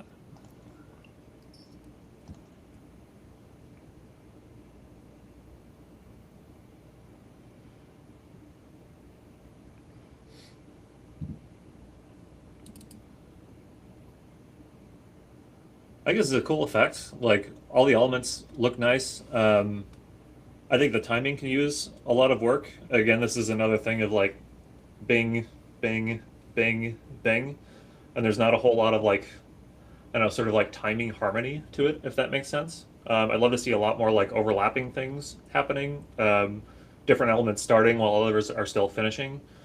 I would also, Joan called this out in a few other pieces earlier too. Watch out for like hyper distorted things, especially like, you know, looking at portfolios. Like we can spot this a mile away. Like UV distortion cranked to 11 to get your effect. So just keep an eye on that because it is easy to spot, and let that it doesn't have its place, but it's good for that to not become something that you rely on to get organic shapes.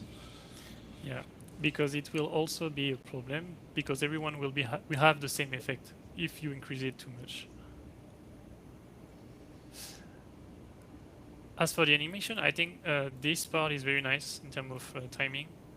I like the way the circles are like dissolving at the end, but like growing super fast too. This ball over here could use a little bit of work. I think the ball is slowing down and not doing anything when it reaches the endpoint. I think it would be nice to have something like a secondary element or something like make it move or like make it grow. Maybe it can start like super small from here because it kind of pops at the beginning. Can go super small and make it grow and then reach this position and then make it big over here. And because it's kind of like loading an effect, it can grow and then at the end retract super fast to explode actually. Yep. I actually would recommend that you never stop moving that ball. Also, yeah. Yeah. I actually think that's a pretty good point of advice for like all effects is like we should never have dead pixels in effects where things are completely static. Then it probably shouldn't be an effect. But like especially for stuff like this, easing your curves to like ramp in really hard and then just letting them live, but like ever so gradually continue always feels really nice. Especially for things where like they need to quote unquote stop, but you don't want to have that just boink, it stopped, but it's this big ball of energy. It's nice to just keep carrying that through to the apex. And the explosion that you have at the end here, the timing on both actually, the ground and the top here is really nice. The thing that works the most, I think, is this circle that you also reuse on the ground over here, because it kind of like start from 0 to 100, but also continue into dissolving, and this is a really good job in terms of animation. Minor thing, but worth calling out. I do see some stuff clipping. Yeah. Right there. Yeah, there's clipping there, and then also in the ramp up here, like you can really see kind of the definitive border of everything. So avoid that where you can. And let's keep moving. Hustle a little bit. Yep. Yeah, I remember this. This is very like Bloodborne staging.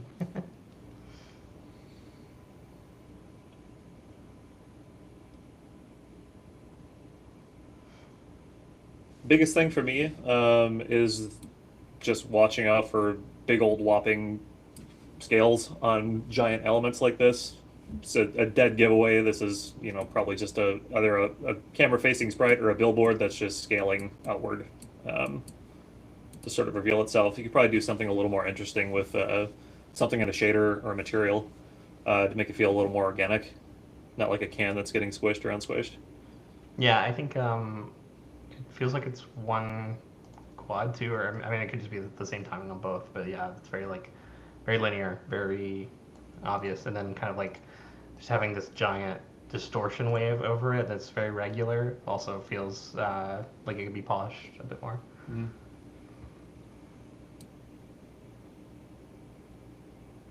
I think you could do something really fun with these kind of, I don't know, entities or souls or whatever whatever they're supposed to be. They're kind of coming out of this eyeball in the sky and getting sucked in.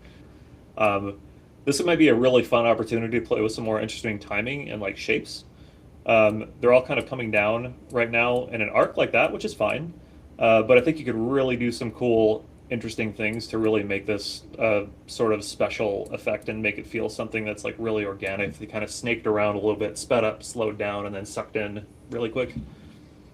Yeah, and I think for the purposes of a portfolio, I'm not sure how you guys feel about this, but if there's a lot of like orchestration and like involvement in the environment itself, with like multiple characters that are all doing things, and there's water, I want like a reason for that to be there in the portfolio reel. Like unless if it's from a project, that's fine, that's totally fine. But some sort of motivation of like why we're like connected to this water, why having this like scene matters can always Yep. be helpful. That's a good call too, and honestly, expanding on that, watching out because you might bite yourself in the foot looking at this and seeing everybody standing on water or something like that, but the water not being affected by anything in the scene.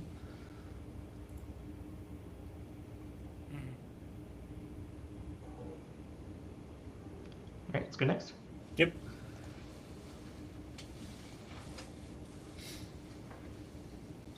It's very Tron. My biggest point of feedback on this one, I really like this effect, is I would love to see something happen when the body hits the ground. I'm dating myself here, but the old Blade movies, when they dissolve into ashes and their body hits the ground and the ashes just kind of like burst out and kind of carry the momentum of the fall.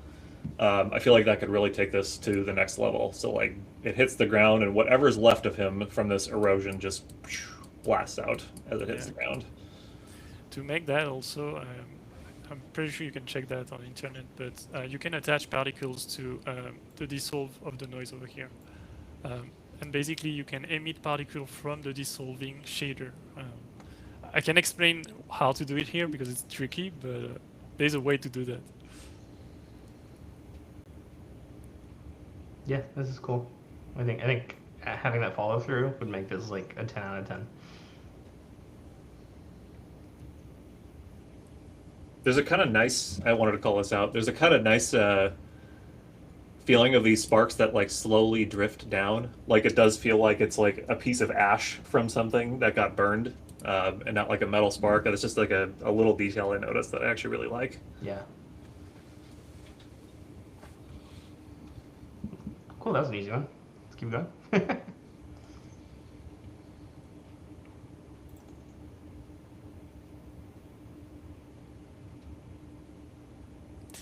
Timing wise, in terms of animation, it's great.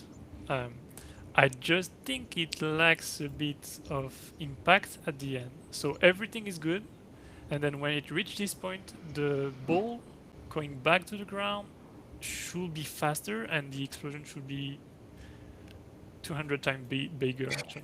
Yeah. That was my first time when I saw this. I was waiting for like a nuclear bomb Yeah, same. when that body hits the ground.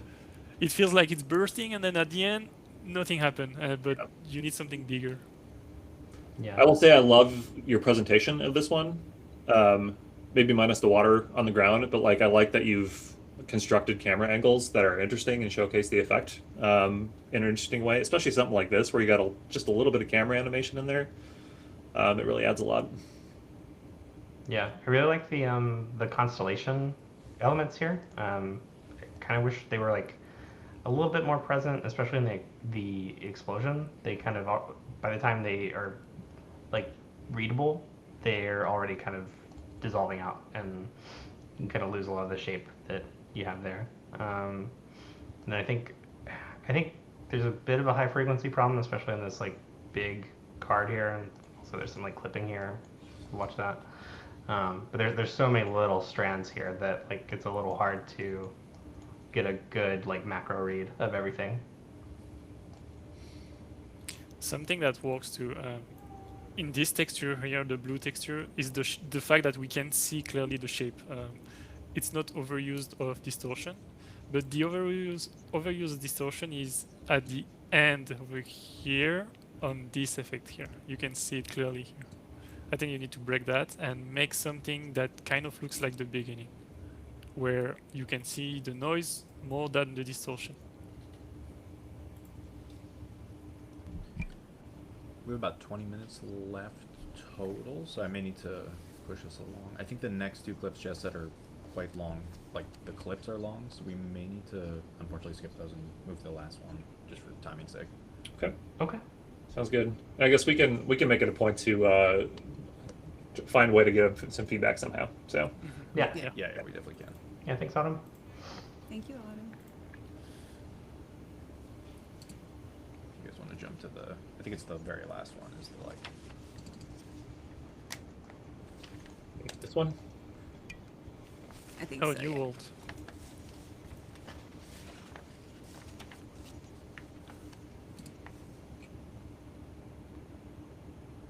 If I remember right, this is like the ghost sales. Yeah. That we were looking at.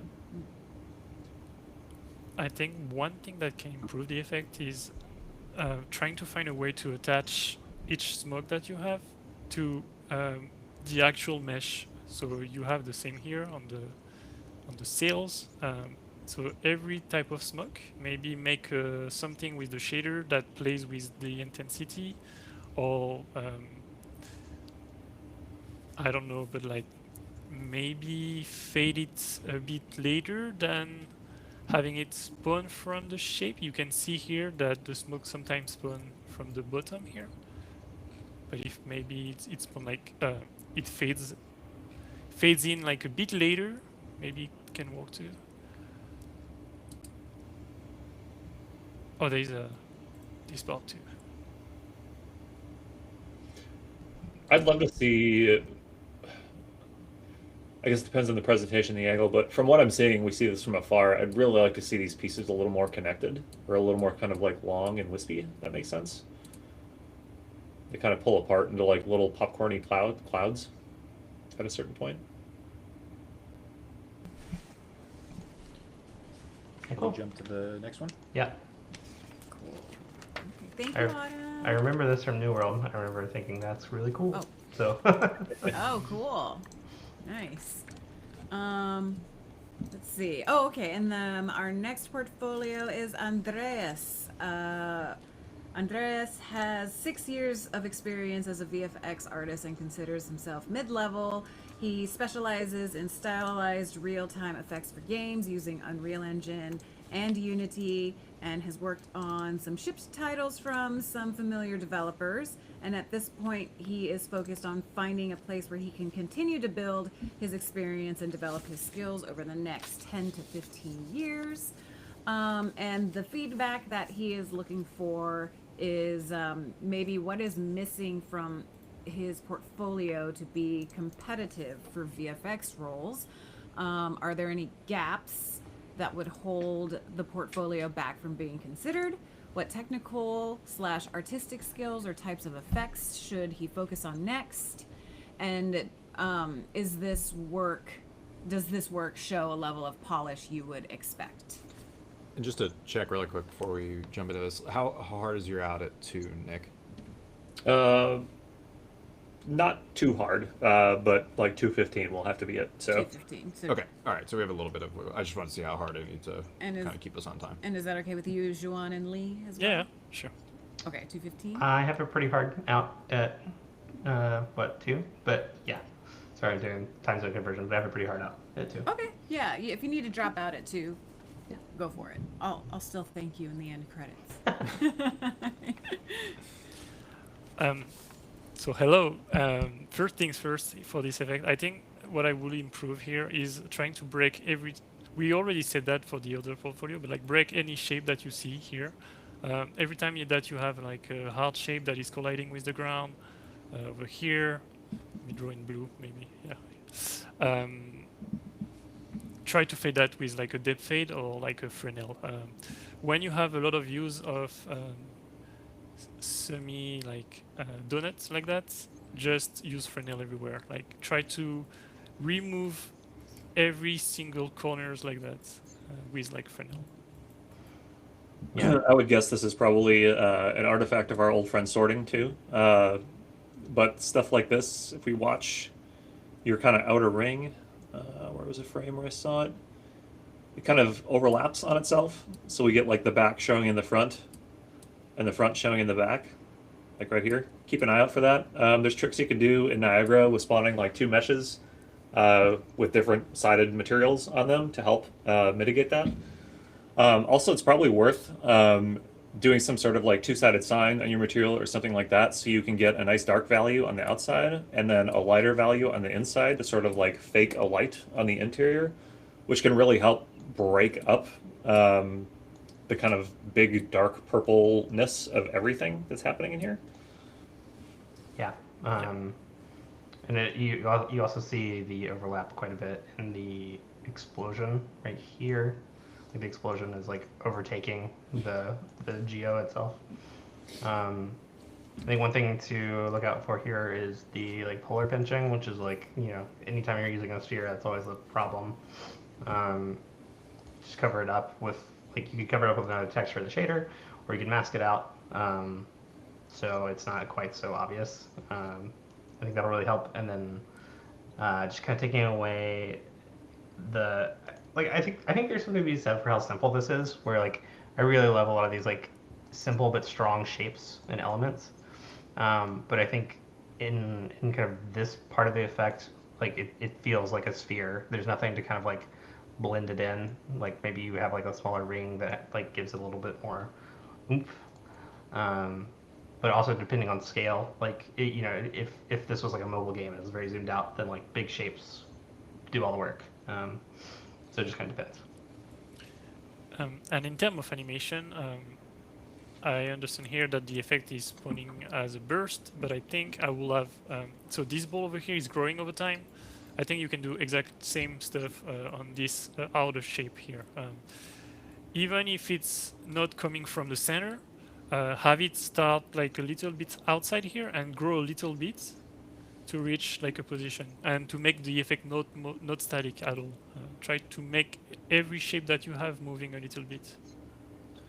One minor thing too, I would watch out for the animation curves on this guy's arms. He's doing a very distinct motion with his arms. And you have a lot of kind of graphic lines that are implying motion in a bunch of directions. And it's a little bit confusing seeing his hands doing one thing and then a bunch of graphic lines kind of like doing another, especially when they're kind of tied to the, I guess, the moments of the animation. So like right here, he lifts his hands up, but we wind up with stuff coming like outward and downward and like out to the sides. And it's okay to have variation, but I think it'd be nice if you tried to like marry it so like the momentum or force of his hands had some effect on those shapes and their trajectories. Yeah. Also, nudge you guys to the next clip. let me Yeah. really quick. There's an issue here where I think your textures are just too low resolution. You can really see how pixelated and soft everything is. I would bump that up, and then I would look at the dissolve texture. There's a lot of different ways to get a higher res dissolve, and that really depends on like the engine and like what optimization you have. For instance, you could use like a really small dissolve texture set to like grayscale, and that can give you like a much smoother dissolve. But that's really engine dependent, and people might yell at you. So always ask before you do those kind of things.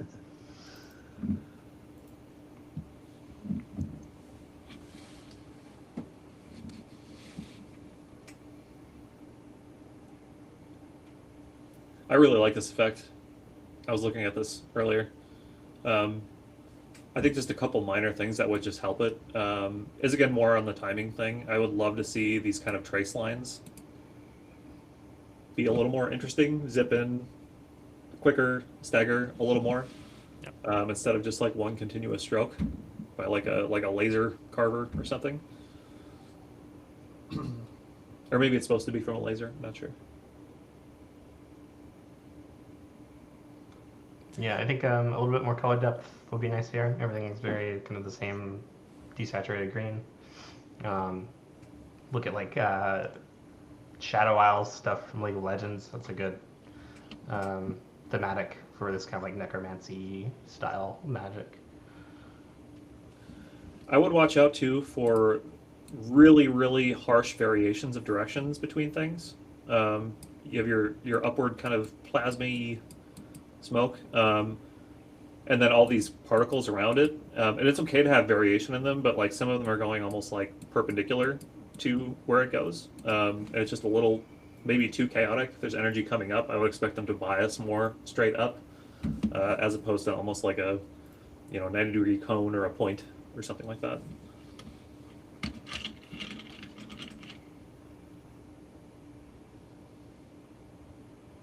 And if you wanted to push this to the next level, I would probably focus on the residual effect on the character here, because it looks like it's just a sprite attached to him with just like a scrolling texture on it. I think there's a lot more you could do to push that and make it feel a little more interesting.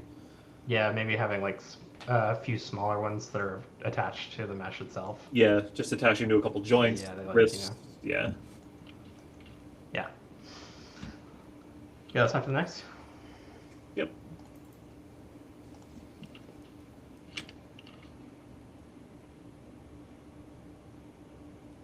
That's cool.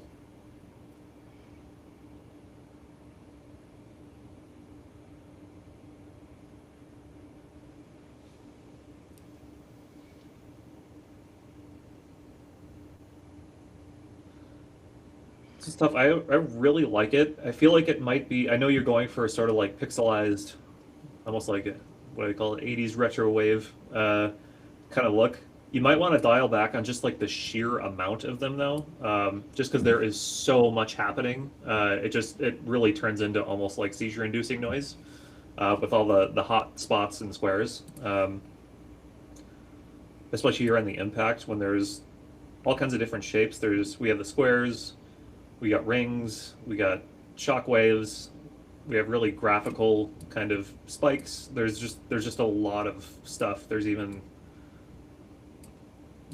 these rings. There might be just like too much going on in an explosion. It almost looks like I grabbed all the stuff I could find and put it in there to see if it worked. Yeah.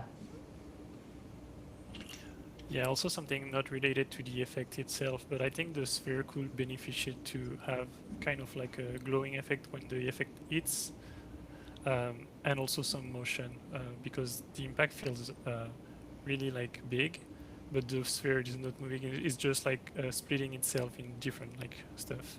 I think if you have it like moving backward and then goes back to front, plus having the emissive on top, that can really sell the impact. I'd love to see the sphere like voxelize and like break away or something. Yep. I think that would look really cool with the rest of the elements in there.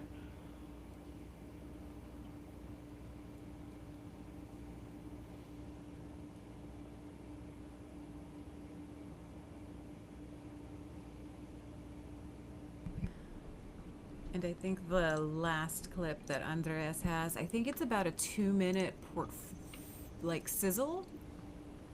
Just so you're aware. Well, let's just hit play and we can stop if we need to. Yeah, and we have 2 more portfolios after this. Cool. Oh, Andreas actually just says we can skip this video. He says it's just as oh, is real, so we can maybe pass him some comments separately just for the interest of time Yeah, to that's get fair. to the next two. thanks for that, Andreas. While Julian is loading up the next portfolio here. Also, great work, Andreas. Dominic is up next. So Dominic is a junior artist looking to take his first steps in real-time VFX. He graduated in game art and has been focused on building his portfolio and working on side projects with friends using Unreal 5, Maya, Blender, Photoshop, After Effects, and Substance Designer as his primary tools for creating stylized effects. He wants to make sure his portfolio is in a good place to start reaching out to for more opportunities.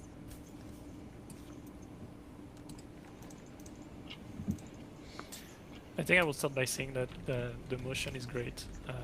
Great job on that. There are like some areas of improvement, but the fact that it's also not too much filled with like a lot of particles. It's really readable. So it's really nice.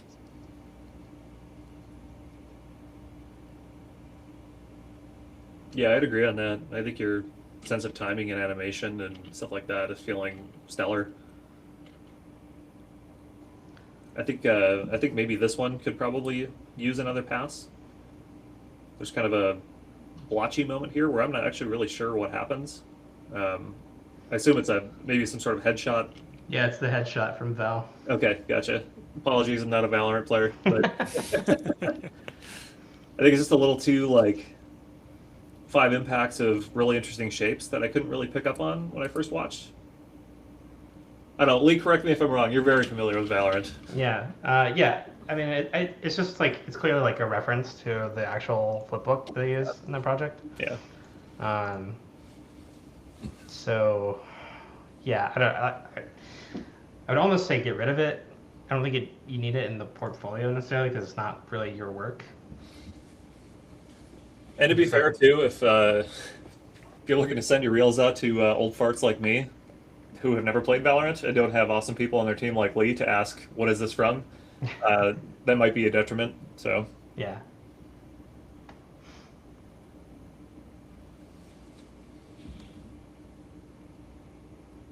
I think this effect here and this one are the two strongest pieces of the portfolio. Agreed. Yeah, I think I was looking at this the other day, and I think the texture work on this first one could use a lot of love. Or I think this is the second one, actually.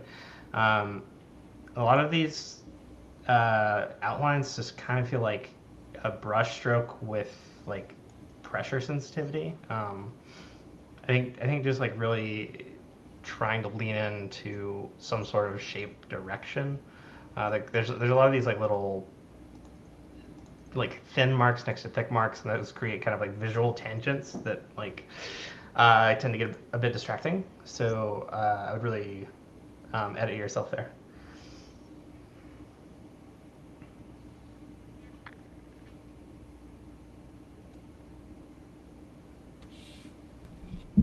I think I see it in this effect as well as this, where you're using this like you're alphaing out and you're also distorting, but you're kind of missing an erosion. Like everything there's an erosion, but it's the last like 5% of the effect. I think you could just start that sooner, and kind of same here. It's kind of like lingers, goes black, and then erodes, and then it's gone.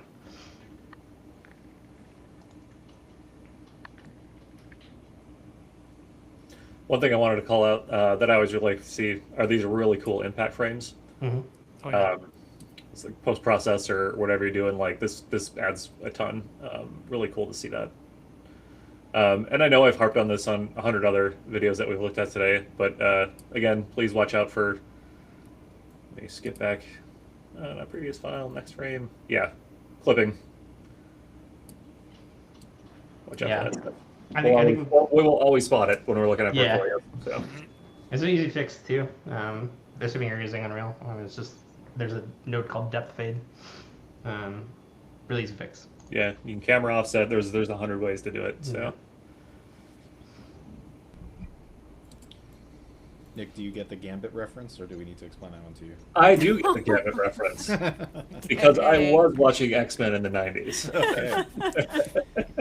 I feel really empowered by the fact that I'm not on camera. Yeah, I was So- gonna say Julian's not on camera, I'm so real he thinks bold. he can talk smack. Talk all kinds of smack, yeah.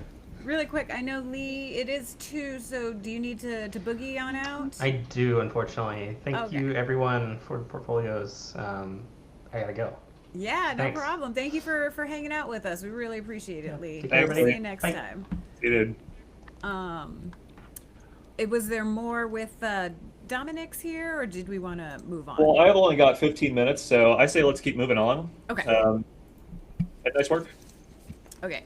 Yeah. So next, So this will be our last of the portfolios we wanted to give feedback on, and then we have just the 2 more that were sort of our strong examples. our example Okay. portfolios. Yeah. So next is Tree. I hope I'm saying that right. Tree is a mid-level VFX artist specializing in real-time effects and custom shaders with skills similar to a technical artist. As a freelancer, he handles many aspects of his work independently and primarily uses Unreal Engine, Houdini, and Maya. And he has experience working on known developer RPG card effects. And the feedback preference he's looking for is creativity and polish, and feels that his artistic sensibility could use some improvement, and that's what they are actively working on. Cool. There are a ton of effects. A lot of stuff in here.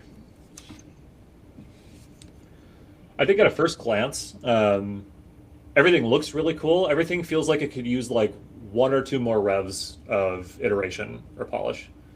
There's a lot of stuff that's really, really kind of noisy.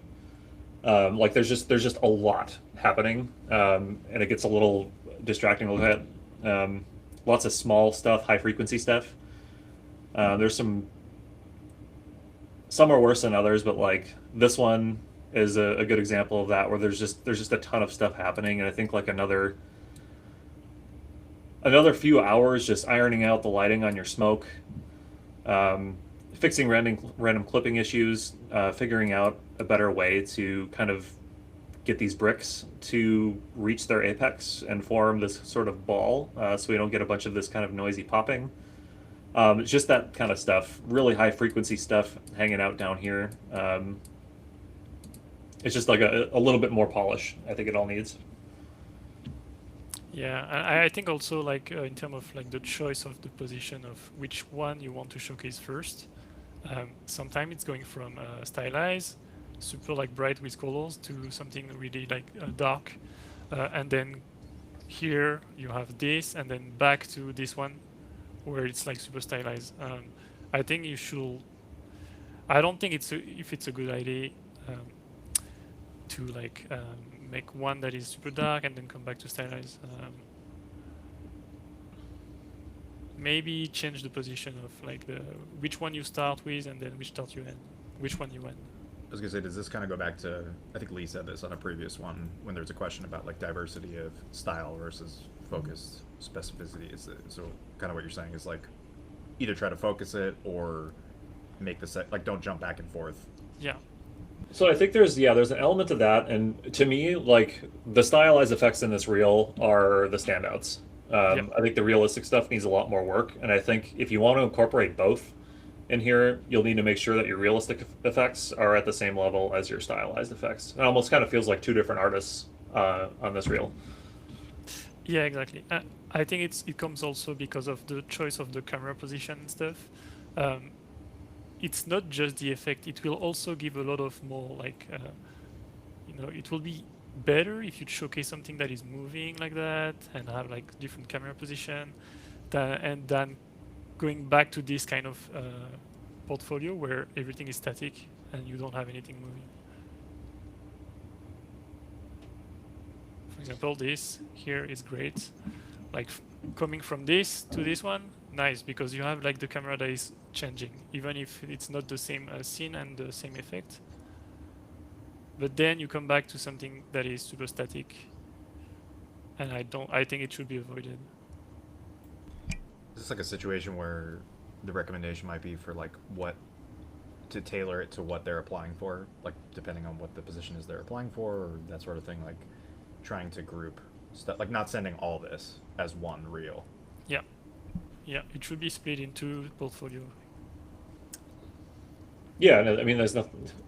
Obviously, I would post it all on like ArtStation or something like that. But yeah, I think if you're applying to Riot or Blizzard or something like that, or a project that you really want to work on that's a very specific style, then absolutely tailor your reel to fit that style, or show more examples of your work that are closer to that style. Mm-hmm.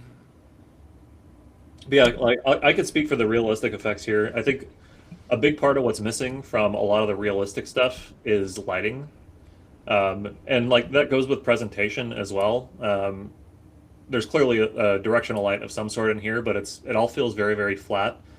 And not a lot of the effects actually look like they're taking lighting. Maybe they are, but they don't look like they are. They almost feel kind of like unlit, and maybe emissive, and they stand out a lot. It's a really easy way to to pick out like popcorning and individual particles, especially on stuff like this where there's really bright lights, and we can really see differences. I mean, there's some really nice stuff going on the inside, but just approaching realistic effects in more of a lens of almost like film compositing, and taking into account lighting, can really help bring those types of effects to the next level. I think this one especially stands out to me, just because I can't really tell what they're being lit by. There's this kind of direction over here, but there's no real light being cast from over here. So really keep an eye out for that kind of stuff.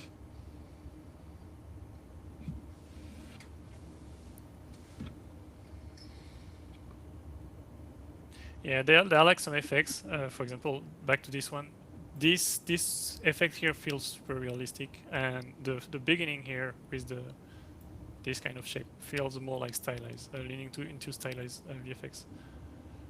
To make this more grounded, I think you need to merge it like a little bit more with the ground, maybe something like that. But overall, the second effect here is looking better than the first one, I think, in terms of like cohesion and artistic style.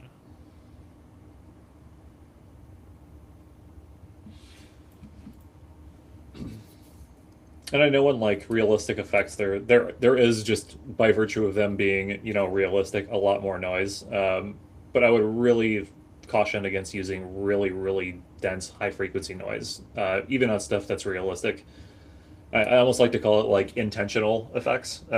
So make your effect with the end result in mind, and don't try to just slap a bunch of noise patterns on it to see what works, and add more noise and change the frequency and that kind of stuff, because it usually does end up just creating visual noise. It makes things look very kind of like crunchy, if that makes sense. Yep. Once you kind of dial it up too high.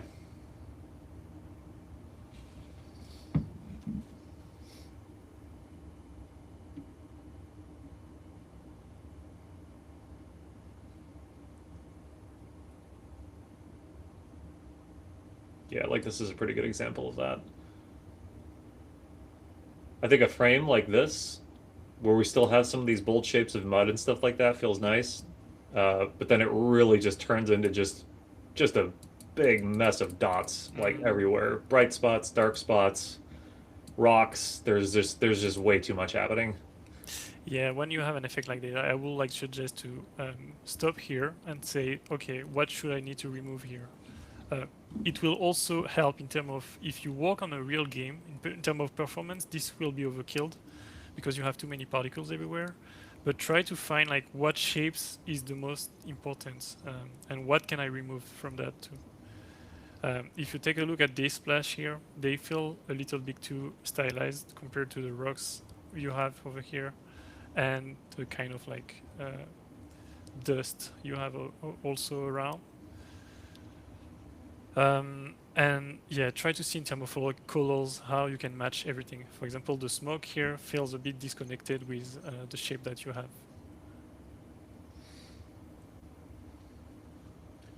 All right, well, I got just a few minutes left. You guys okay if we keep moving? Yeah. Yeah, let's do it. Yeah. Awesome. let's Thanks, do it. Tree. Okay, yeah, thanks, Tree. Actually, that was all 8 of the portfolios that we were giving the full feedback to.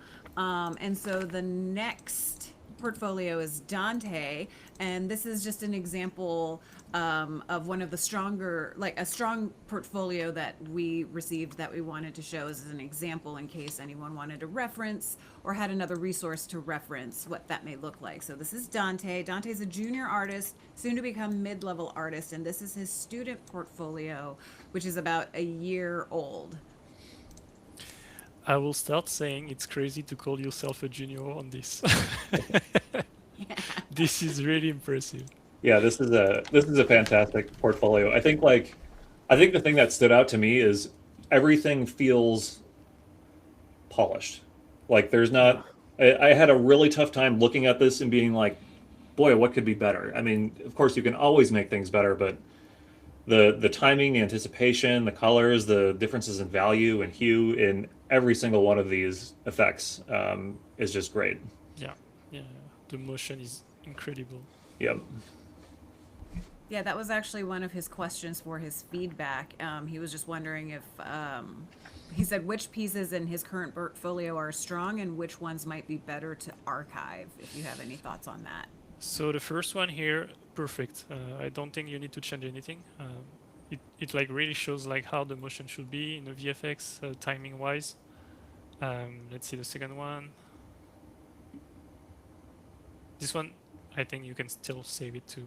Maybe you can rework the beginning, but still it's a great showcase. I think this here maybe might need a bit of rework because it kind of like it's kind of like a bit separate from the rest, but in terms of like motion, visual, the fact that you use Fresnel to hide the sides of the mesh, stuff like that, it's great. Colors too, like the colors, the inside and outside of the tornado is crazy. Yeah, I really like too, like the breakup and like softness and hardness. Yeah. The kind of the soft interior tornado, and they're accentuated with these really nice kind of graphic lines. That even if you look at them too, like they get broken up a little bit, and they have a nice shape. They kind of glint almost. Yeah, it's really nice. Personally, if I had to cut one thing from this, I think it would probably be this. This one, yeah. Yeah, just because everything else that you have in here is honestly stuff that I haven't seen a lot of before. I feel like I have seen this ball in almost every stylized portfolio that I've ever seen. You're right. Yeah. Or some version of this ball. So that would be my top contender for a cut. And for the last two pieces, I think it could beneficial for like having a bit of camera work, kind of like the previous portfolio we saw. So having the same effect showcase in different like position to increase like the wow effect. I actually really like to see stuff like this too, where you show the effect as a whole as it's meant to be seen, I guess, in game. Yeah, that's nice. And then showing some of the individual elements of it and stuff like that. I think that's really cool. Yeah, great work. Really fantastic stuff. Yeah, thank you, Dante. And did we want to look at Constantine really quick? Yep. We have a playlist in there, but I think a few of them are pretty short. I think they're like 2 to 10 seconds. Yeah, let's turn on the auto play. Oh, okay, yeah. Wherever that was, whoever got control. Julian is about to share. Auto play right playlist. There we go. now. Yes, so this is Constantine, who's a senior freelance artist. Yeah, the thing I liked about the work in here is like there's not like buildings exploding and big epic spells and stuff like that, and like some crazy RPG or something like that. But there's just really, really well crafted, clean effects that feel good. The timing is nice, the rendering is nice, the materials and the shaders and the textures, like they all look really crisp and just nice. Yeah. I don't know, I felt intensely satisfied when I was watching all of these clips. Nice. Yeah, there is some kind of like thinking about what can I use in terms of particles to make the effect looks good, but not overpowered. Like for example, if we take the first one here, where you kind of have like a glass effect on top of each frame, and then when the effect appears, it shatters, and like you can kind of see like the elements over here that are like transcribing what happened on the glass. And this kind of thing is pretty cool because it's not there like randomly. It's mostly like to increase what we can see on the frame. Yeah, those look really good. As quote unquote simple as this one is, I really liked this one.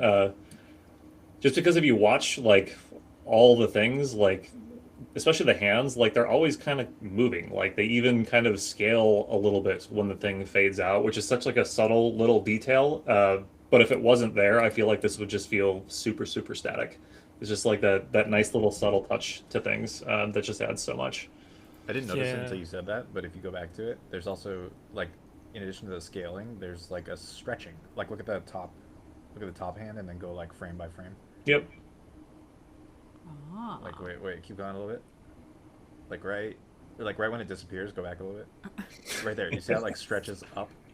Yeah. It's just like a nice little. Yep, little just like a echo nice of it, little yeah. detail. Yeah, this, and also when this is like moving, the fact that you have like a super subtle VFX here that is kind of following the motion is great, and we don't even see it here, but it sells everything. Like it helps having the speed.